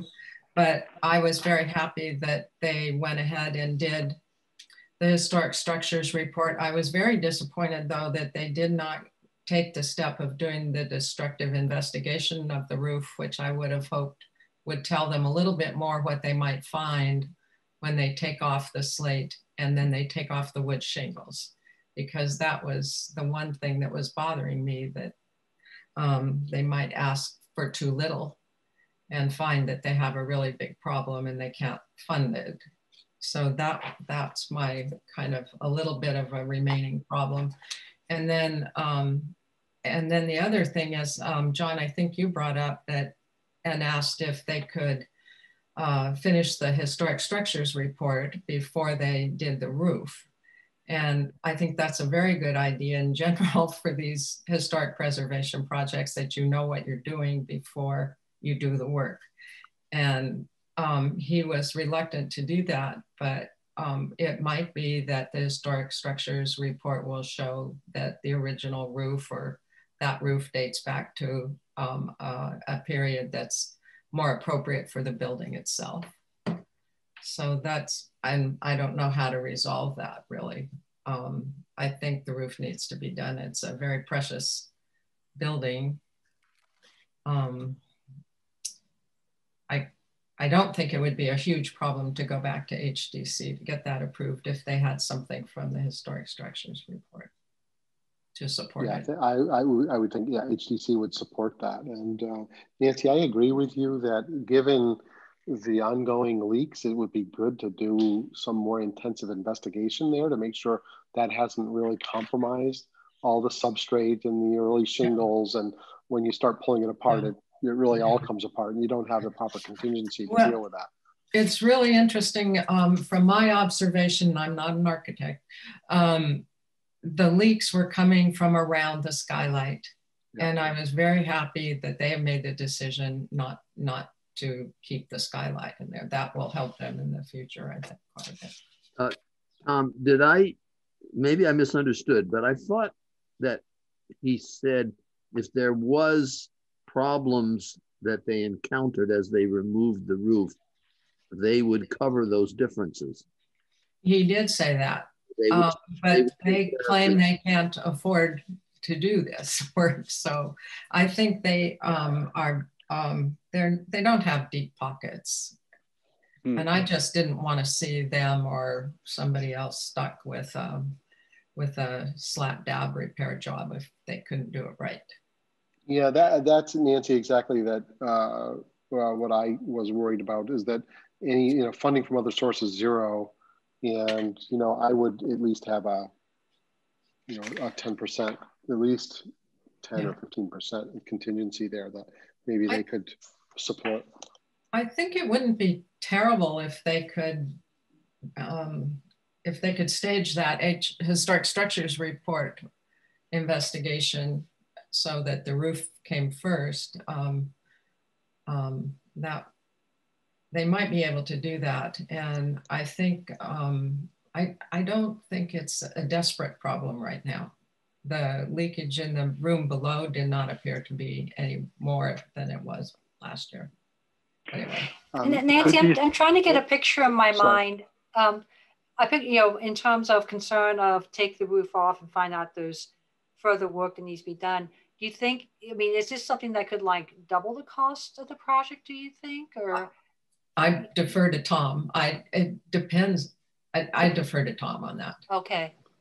I've seen some pretty horrendous things show up underneath shingles and clapboards. That's why.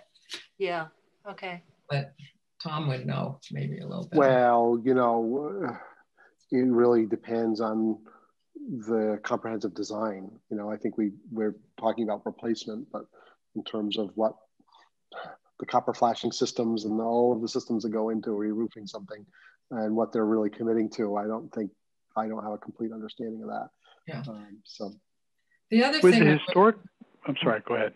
The other thing I was very pleased about was I think they said that they had a different, they were thinking of a different contractor.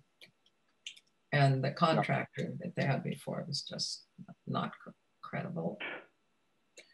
Would the historic structures report provide the information that we're discussing in terms of the details, more of a detailed investigation of what's underneath the roof itself, or I just don't know enough about what a historic structures report format looks like.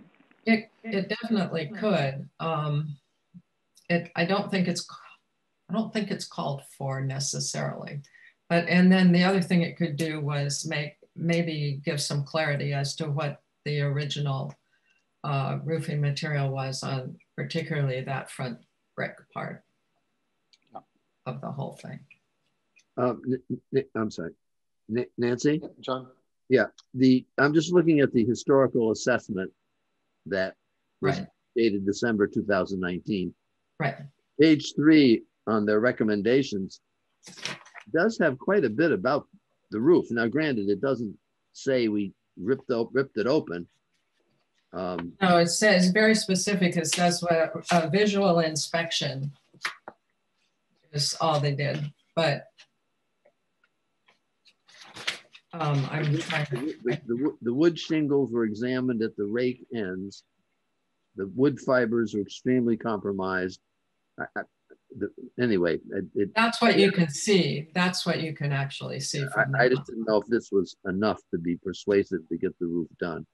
Not exactly, but I don't know. Most of the damage could be right around that skylight.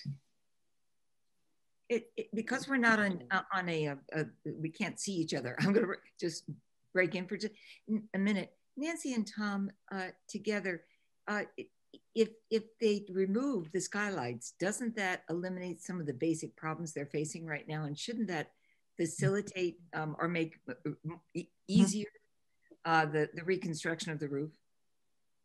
I mean, I've just done a lot of roofs in 18th century houses in New Hampshire. Make it easier. I mean, they're not trying to put together a complicated restructuring that tries to support skylights and all the other complexities. It seems to me they're going from something that's reasonably complex to something that could be or should be much simpler. But maybe that's just a naive understanding of the redoing of a project. So I'm just wondering how you take that into consideration in your recommendation. I thought it was. I'm sorry. Go ahead. No, again, there's infinite detail with something like this. I mean, some of the projects that we're involved in, you're really looking at the fastener pull-out strength. Is what it comes down to, and it needs to meet a certain wind load code and insurance requirements for, in high wind events, materials pulling off because the fasteners don't have proper anchorage. And so that's where the substrate, the examination of the substrate is important, that you've really got something that you can properly anchor to, for not for a few years, but for 75 years. Thank you. So much I don't know. Thank you. And it's a great help not to have a skylight. Don't you think? Absolutely. Yeah, absolutely. Totally. Yeah. Matt, you've had your hand up. Yeah, I just thought that they owe us an answer. They said they were going to get a quote for a wood shingle roof. And, that would be helpful to understand what kind of delta that would put to the quote, So I just wonder if we don't have all the info we need yet on this. Yeah, I agree with that. Yeah, thank you. Anybody else? Anybody else? Questions or comments about this application? Good. Seems like we've got some questions here in this box right now. Question mark, maybe. Are we ready to go to the right tavern? Yeah, let me stop my video. Okay, John, thank you. And then Heather will bring you back. Oh, thank you. Okay. And let me, I'm sorry, I got to mute myself too. Okay. Comments about the Right Tavern. I thought that was a good, healthy discussion with them to try to understand. I don't know, maybe it was Paul, you were asking about potential uses, and they have a variety of directions that they may go in the future. Led to quite a good discussion. But any reflections, comments, questions? I mean, that was my comment, and I think they did a very good job kind of articulating that they're not limited in their thinking, which I found to be very, like, kind of impressive. Actually, they're willing to partner, and they're willing to do a lot of things. But all that said, I wasn't really quite sure I came away knowing exactly what the plan was. I would say I'm not sure that they know exactly what the plan is. So it seems my takeaway is they're trying to get the building stabilized, which is something that I would support. I was pretty impressed with the site visit that we had, but I would also defer to Nancy's expertise, which I don't have in this area. But I would support the project, but I would like to know more about it. We'd be where I would start. Yeah, and I'm sorry, did I interrupt somebody? Perfect. Go, Nancy. Okay. I'm very excited about taking care of the structural stabilization work. I have no idea how they're going to do it and what impact it will have. I do know the attic is apparently an extremely historic part of the building that may be one of the least molested parts of the building. And that basically, they are going to take the plaster on the roof, on the walls and the ceilings out, and they're going to put an HVAC system for the second floor in, which is not having anything to do with structural stabilization. There are structural issues upstairs in the attic. I can't describe them very well. Tom, do you remember them? I couldn't give you the technical reason. I think there's some funny sistering going on of the wood, and there's definitely some repairs. So my problem basically and fundamentally is we have not had the historic resource or the historic structures report until now, nor the building inspection, nor the structural. And the engineers and the building inspector may be trying to make the building 21st century comfortable. If they make a decision that that building should be more historic, and there's and the attic is an important part of that history. And if they do a lot of that work on the interior, and Rosalind kept saying it's all behind the walls. Well, to get behind the walls, you have to remove some of the walls. Obviously, they were doing that. So I don't, it's a National Historic Landmark. And I think the work that some of the work they want to do may be premature. And we certainly don't know what's really important about the building. Yeah, Nancy, I thought your comments were very good during that discussion around that the direction ultimately could actually influence the direction of the stabilization. I was interested in rereading the application. They want to make it a tourist destination. And in order to have the kids in there, they made some changes to the building downstairs. And now they said it is legally compliant for educational programs. So they did not address the lolly columns in the basement that are floating and waving. So I think some of the structural issues may not be quite as dire. But I can't say that without, and you know, I could be persuaded by a structural engineer. So I just don't think we know enough. Well, so we have some new information that we need to go through. Yeah, carefully. Yeah, Diane. Yeah. I wonder at the word you used, Nancy, about it might be premature. I mean, don't they have to start somewhere? And are you suggesting that these structures in the basement that are free floating, and you know, I certainly recognize all those problems from an ancient house. Yeah, I know. Me too. Right. No, those need to be done. Yeah. Those need done, it seems to me. And I if that's a good place to start, I don't think that, I mean, maybe I'm misunderstanding, but I don't think those structural changes define how it's going to be used in the future.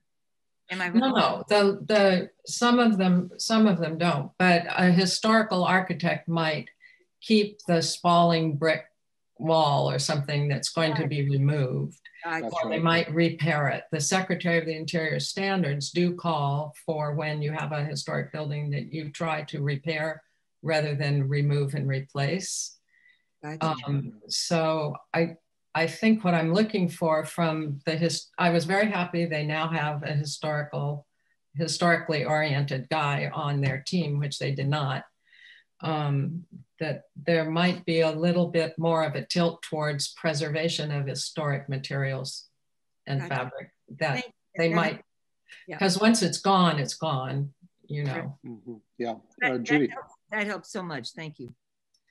Yeah, I guess, you know, what Nancy said, that helps me too, because what I was a bit troubled by is that if this is historic preservation, while I understand putting in dehumidification and HVAC and that type of, you know, fire suppression system, an alarm system is required for modern times, is that really historic preservation? So it was not clear to me that some of their proposal really was historic preservation work. Right. And therefore is it appropriate to provide CPC funds for what is possibly not historic preservation? Yeah, thank you, Judy. Heather, question for you. Have they presented to HDC and CHC? Yes, so they have the letter of support from the Historic Districts Commission, who had no issue. Where is that letter? I couldn't find it. It's on the website. Yeah. On whose website? Ours? Yours, under current meeting documents, under letters of support. It is. Oh, okay, yeah. I missed it. So they have no issues with the project and voted to support it because there's no exterior changes to the building. So nothing within their jurisdiction. Outside there. The Historical Commission voted to support the project provisionally. They had a lot of the same concerns, you know, Nancy's bringing up about how the programming should kind of determine how the building's renovated or changes that are made to the building. So I still need to draft that letter with the chair of the Historical Commission, so that's not ready yet. Thank you, Heather. So it's an incredibly important project, but I think it's, to some of the earlier comments, it feels early. They're working hard. They've got a number of committees, you know, they're making good progress, but it does feel early. That said, they're saying we've got to stabilize the structure before, you know, we have some really significant problems. So we should really look hard at the structural engineering report. Yeah. And now that they have a historical architect, you know, they would come at the same problem with different sensitivities. Yeah. I think. Thank you, Nancy. Diane? Thank you, Tom. I thought that they were facing a certain kind of deadline in the sense of the upcoming tricentennial, but I'm sorry that I don't know exactly. Rev 250? Semi-sesquicentennial, I think. Yeah. Well, I should know that. Anyway. Or the 250th. I'll walk around the house practicing. So is what we're saying is they have really 30 years to get this thing in a condition for people to come and visit it. Well, it's 2024, 2025, right? 2025. So, oh, well, then they've got it. There is an urgency. I thought so. That's a, well, that 2050 or something. So anyway, that's sounding absolutely as if I have no idea what's going on, but I actually do. In the next, they're under some pressure about time. Nancy, what kind of constraints does this place on the urgencies they must be facing? I think if they focused, I would be much. I think we really need to pay attention to the documents that have just been provided. I think if they, I don't know that they need to put an HVAC system in the attic after tearing out the walls and the ceilings and putting in a new floor. because that's essentially anything that's up there is gone. So maybe that isn't really a structural stability issue. Okay. And there were a couple of other things. I'm wondering if they already have any documents that are any plans for any of this work that might show a sensitivity toward the historic fabric. You know, when you rewire things or put pipes, the sprinkler system will require pipes, and it's very important to get that done correctly, which I'm sure, you know, what's his name? The architectural guy. His name is escaping me because he's just come on. But I don't know if his charge is really to review what they've already decided. Well, I think we obviously have questions. And will the protocol be to have them come back, or will we have them write to us as we go forward? How does this then proceed? Well, I think that if we have questions for them, we need to probably clarify those so they could properly answer those questions. There's a lot of material that I think we need to move through and then have maybe some subsequent discussion about. I'm just looking at their application. Structural repairs looks like it's budgeted for 300,000. So if we were interested in helping them to support the structural initiative component of that might be a set of questions. Say, how would this help, and how is it related to other things that are in the budget? You know, and so I think as maybe we do some more research, we could begin to break this down into some kind of understandable components, and then maybe ask them about what does it mean to move forward with 500,000 on top of their 247. What would it mean if it were different than the 500, and how would they respond? Yeah, and we've done that with other applicants in the past to say, if 500 didn't look possible this year, and as we look at the way your application is structured, 500 was 300.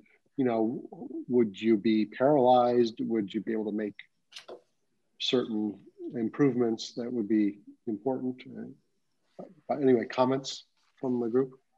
Yeah, it's Hester. This is not really, this is an aside. Our house was built in 1763. And a few years ago, we had central air put in, which includes like a giant unit in the attic, which has made a vast difference in the pleasure of living in this house.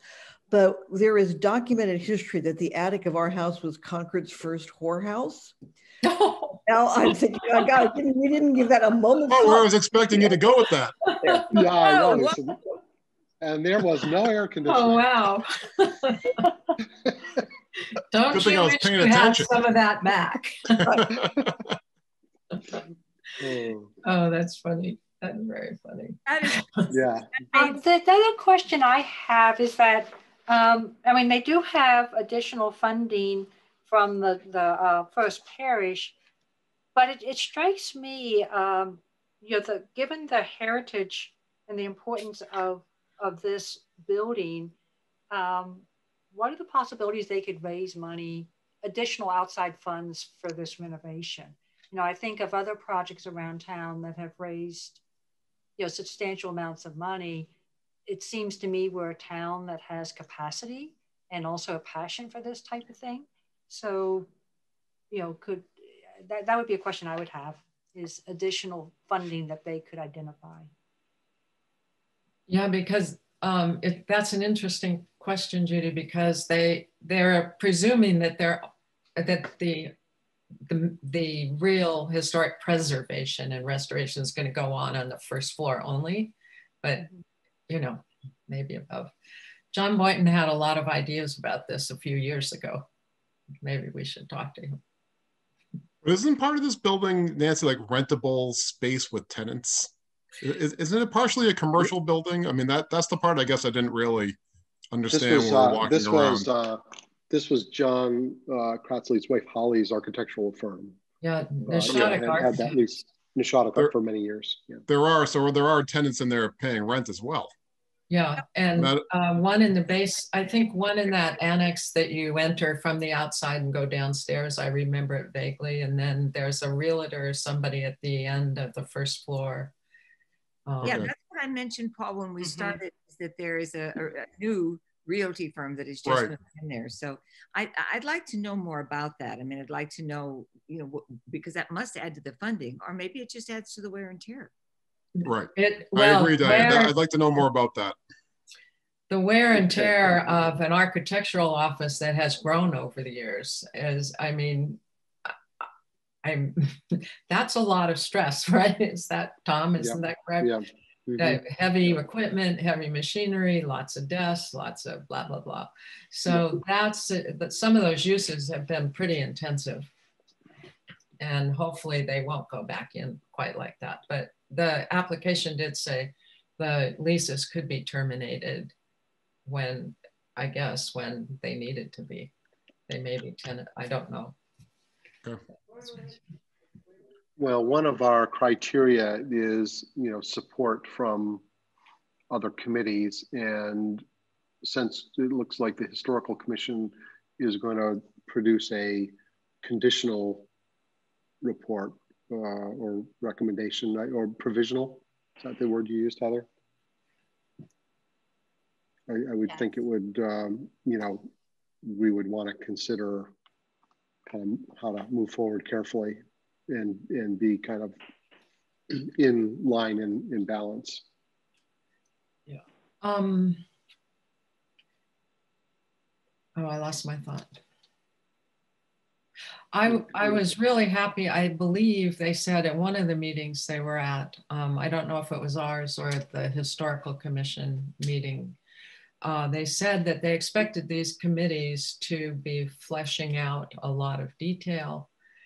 And now they have a new architect who will be giving them new recommendations. So they said they would be expecting, I think they said expecting that the description of the work and the way it would be accomplished might change. So that's another thing to ask them about. Well, I think, Nancy, building on your point, I believe, and Heather, correct me now, I mean, we continue to accept new materials that would supplement an application, not new applications, but for consideration. Right. And I did at the Historical Commission meeting, you know, mention to them that they can't change the scope of the project now that they've submitted their application. So they can't say, we want to use the funds to do an ADA bathroom, because that's not what they applied for. So they're aware of that. But if they were to come to a conclusion that this will become an institute and it will have, you know, it'll receive, you know, 1,000 visitors a month or whatever it is, you know, and all of a sudden that started to come into focus, it might make a difference. I'm not sure they could produce a direction like that so quickly, but right, and that wouldn't quite change. So what I told them was, you know, the money is specified for specific work. So if it's approved by you guys and approved by town meeting to, you know, fix the roof structure and fix the lolly columns in the basement, then that's what the funding is for, and they can't use it for anything else should the programming change in the building. Could they change in that first thing under structural repairs, could they change removal of plaster on the attic ceilings and walls, and on the second floor, could they change that to repair or remove and repair, or repair? Something like I think something, because that's within the scope of the original project. So I think that's where some of the potential might be. To just tinker with the words a bit, maybe. Yeah, and make it as clear as it possibly can be. Yeah, right. The lally columns, I have no problem. Lally columns. I'm a little confused, Heather. That's so helpful what you just said, but I remember last year when we were helping to support the Catholic Church initiative, that they changed quite often you know, the wording of their proposal until we made final decisions. Was there a we've passed the deadline, I gather, and so now there's no opportunity to adjust the language. So the Holy Family didn't change their project after they applied. They just clarified, because what they were kind of just presenting everything they were doing and not making it, they didn't make it clear in their original presentation that this money is for the roof. So that's what was clarified through the discussion, this money's for the roof. And that was in their original application. Thank you. That helps me to understand. That's helpful information. Thank you again. Yeah. Heather, do you think that you've gleaned enough out of this conversation to put together several key questions for this applicant? I don't know, because it seems like the questions are all still so general and broad. I might recommend, maybe, sorry. The only specific question I've written down is about the tenants. I might recommend that we take the next couple of weeks. We're going to reconvene on the 1st, as I recall, and we'll have then had a chance to read the additional documents. Yeah. And re-engage in this conversation and then sharpen up any additional questions or information we need. What does the group think about that proposal? Sounds good. Yeah, I'd also like to know what the terms of the provisional support are from the Historical Commission. Yeah, that's the big question. I wonder about that too. If it was me, I would say shifting the focus more towards preservation of historic fabric that may be much more significant than originally thought, or something like that.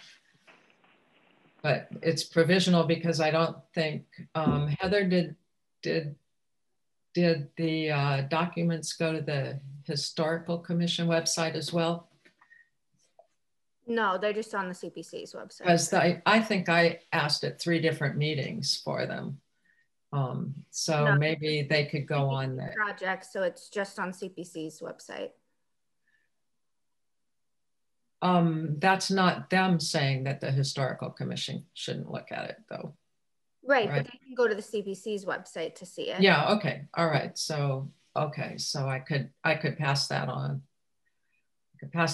Yeah. And then I think we first have to know what the historic structures report says, and then we can say, you know, we would support this. The Historical Commission would support this if there was if the historic materials in the attic were preserved or something like that. So we don't know. It sounds like there's an emerging support for stabilization of this really important structure, as long as it doesn't begin to blur the boundaries of other, you know, aspects of the structure that are valuable that may get. I think that's a very fair way to summarize it, Tom. Honestly, that's a good synthesis of everything that's been said. That's how I feel, at least. Yeah. Okay.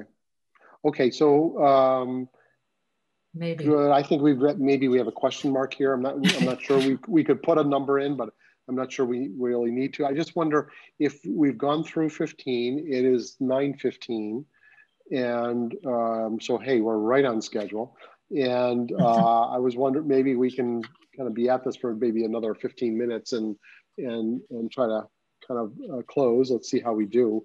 But Heather, what money have we allocated in kind of draft 1 here with lots of holes in the fabric here? What's the bottom line look like? Oh, nice. Okay, so a third of the way there? Yeah. Okay. Okay, so it's kind of a beginning with a first rough cut at this thing. We're a third of the way there, and I would think, you know, it's possible at our next meeting we might get 2/3 of the way there, and still have some hard work to do. And how's everybody feeling about this kind of first step? Any comments or reflections? Okay. Other than me feeling guilty about our whorehouse attic, I feel good about the meeting. that was the part of the meeting that was most memorable. Is that gonna make it into the minutes? Anybody, once COVID is over, wants to come look, you can still see how there were many little rooms up there. Oh, Hester, Hester, we're going to request a historic structures report. That's right. Okay, that's good. Okay. I just want to say that I think Judy is, and others have said it before, but I feel like you're running this beautifully, and I feel like we're making good progress. So well, hey, Diane, it's good. This is a good team. I think tonight I was feeling like let's get the criteria kind of foundation laid. Let's begin to kind of warm up to this and reflect on the 3 evenings of applications that we heard, kind of see where we are. And I hope this now gives us all a kind of motivation to dig in, do the research again, go into the depth on these things, and then come back to our kind of next meeting, being able to kind of move this whole agenda forward. But I think we've made some kind of initial reasonable progress. I'm feeling like I have a sense of where the questions and concerns are for many of these applications. Okay. Good. Heather, we're okay? Yeah, I think good? we did good. We ready to go to number 5, review of voting process? Yeah. Okay. This is going to be, I think, relatively brief. And Heather, I'll start, but you may want to help me out here. So I'm going to go, Heather, to our schedule. So what we laid out was a December 1st, December 8th, and December 15th set of meetings that would get us through review, deliberations, and recommendations and a vote on the 15th. All right, so now that's quite a pace. Again, kind of every week added in December. The advantage of that is it's fresh in our minds and we get the work done. The disadvantage is it may be too much. So it may be worth some discussion to say if we had to have a meeting or 2 to do this work in January, we could do that. One of the variables here is getting the inputs from other groups that we don't have yet. So there's questions we need from our applicants and some inputs from town manager and select board. Right, shall we hold, I think we hold December 1st. Yes, because December 1st is your public hearing. Public hearing, yep. Glad for that. So you're meeting on December 1st. Yep, thank you, Heather. Thank you for clarifying that for me. And the 15th. For the 8th. And then we have the 8th. Shall we hold all 3 and continue to work hard and press on? Everybody okay with that? Mm-hmm. I would favor that. Let's do the best we can and see if we can get our work done. Any comments or questions about that schedule? And then we would try to move to a vote on the 15th. Diane. Thank you, Tom. Heather, do we know when the town budget, so much of this depends in terms of town funding, depends on the town budget and how much they feel they can pick up and how much they really can't pick up. Do you know how far along they are in creating a town budget at this point? I have no idea.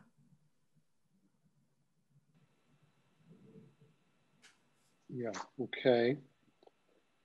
I don't know. I'm sure Matt has that answer. Does Christine know? I do not have that answer. No. That's okay. Yeah. Christine may have that answer. Yeah, I don't have the answer, but I can tell you that the FinCom meetings begin in January. So that's the first set of meetings, and that's generally sort of, those are historical meetings. They give us prior year numbers and budget to actual. In February is when they come forward to us with the budget request. So that's the, we see the schools and the towns in February. So that's our schedule. So that's excellent. Yeah, thank you for clarifying that. Right now, my understanding is that the draft warrant articles are going to be due sometime mid-March. Mm-hmm. Does that sound right without getting too specific? Because I don't know. That feels about right. Yeah. About right, headed for June. And so. Well, actually, no, I thought the warrant would be open in February. But. Yeah, I think it opens in February, but draft maybe it articles closes aren't in due March. until March. Yeah. That's right. Opens in February, articles due in March. Yeah. So, I think if we needed some additional time in January, or the first 2 weeks of February, we probably could do that. Does that seem possible? I, and again, not trying to stretch it out. Yeah, the only reason I mention it, Tom, is that if we find that there are, that we're really feeling pressure not to be able to fund things, and then we discover that that pressure allows the town to pick up some of those costs as they construct their budget, that might be really helpful. So I mean, I don't know whether is it appropriate for us to have a back and forth with the town about those kinds of costs, or is that considered outside the boundaries of appropriate protocol for the CPC? In terms of what, like the town projects? Right. If we were to say, gee, we don't think we can fund this fully, but if you were willing to come up with an extra 50,000, an extra 100,000, it would make it more probable that we could help to kick in some funds. I mean, or do we just make a cut and dry decision? That's it. You either kick in the extra funds or you don't do the project this year. I mean, is there a negotiation is what I'm trying to find out. I think it depends, but also the budget isn't approved until town meeting. So they also don't know. Well, I know that.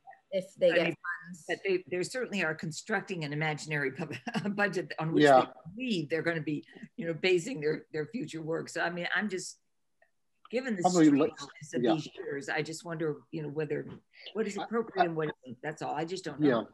I think it's reasonable that there's some, we have some discussions about that with different groups in town, and the late January, February, early March is going to be an opportunity for at least some level of simple coordination,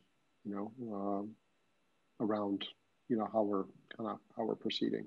Thank you, So Tom. I think we can kind of go into that more. Helpful for me in thinking. Thank you. Yeah, that's good. Very, very good discussion. Okay, so right now I think the group is saying we charge forward December 1st, December 8th, December 15th. And then, then Heather's free to go on leave. I'll probably be gone before the 15th. But It's okay. Great. Hope okay. I'm by then. Heather, anything else on number 5? No. Good. Let's go through number 6. Let's say project updates. I thought there was one small one you might have for us. Just the library is ready to begin construction, so they've requested a CPA sign. So I'm going to coordinate them getting a sign this week or next week to put up. Okay, so have you just checked off 6B and 6D? Okay, awesome. So we go to the minutes of November 10th. Any edits or clarifications to the minutes? Yeah, just one on the first page. I think the reference should be to World War I versus World War II. Oh. Thank you, Peter. Just the dates, by the dates alone. Yeah, I marked that one up too. I had a few other minor edits I sent to Heather on the top of page 2. I took out an extra space that was in there. And more importantly, midway, about 2/3 of the way down, there was a reference that Diane made to the high school has a historic preservation program. I changed that to Minuteman Technical High School just to clarify which high school. And I recall that as well. And then also on the, almost on the bottom of page 3, I capitalized Masons since it's an official organization. And I think that, yeah, those were the edits I had suggested. I had suggested, perhaps, since my husband was not present, that rather than Mr. Proctor, I noticed that too. He did walk through and listen, but he was not officially part of the deliberation. Thank you, Diane. John? John, you're muted. Yeah, on page 4, I don't recall, I know it's not accurate that my wife worked for the Concord Museum. She was a tenant in the building, but she didn't work for the Concord Museum. I would just strike the words about working for the Concord Museum. Okay. Thank you, John. I guess Holly and I have to resolve that dispute that occurred at the end. Any other edits for the meeting? I have one little one. Heather, on page 3, second paragraph where it says Miss Nelson, blah, blah, blah, and asked what the cost of a real slate roof would be. I think I asked about the cost of a wood shingle roof. Did I misspoke? No, that's true. That's what you asked about. Yeah, okay. I think that's right. Thank you. But in it should say wood shingle. I recall it being a real slate because he actually had that number available. Well, they do. Yeah, they knew what. I may have asked that too, but I was mostly concerned about the cost of a wood shingle. I can add that into it then. And I think he said he did say he was going to do that. Right. That's my recollection as well. Yeah. Okay, good. Thank you. Thank you, Nancy. And I think that's it, other than getting together with Holly. Good. Any other edits? Seeing none, would someone like to make a motion to approve the minutes? So moved. Thank you, Nancy. Second. Second. Okay, all in favor? Here we go. Tom, yes. Peter? Yes. Judy? As amended. Yes. As amended. Yes, as amended. Thank you, Burton. Yes, as amended. Nancy? Yes, as amended. Hester? Yes, as amended. Diane? Yes, as amended. And John? Yes, as amended. And unanimous. Very, very good. Any other business that needs to be brought up? Everybody in good shape? Yeah. Nice work this evening. I think we're well on our way. I really appreciate everybody's focus. Good job. Good job, Tom. Motion. Yeah. Okay, thank you. Thanks, Could everybody. Could I ask that Peter. a copy of this call it plan, preliminary plan that we've just gone through, could that be distributed or put on the website? I will email it to you guys. Good. Great. Thank you. Thank you, Heather.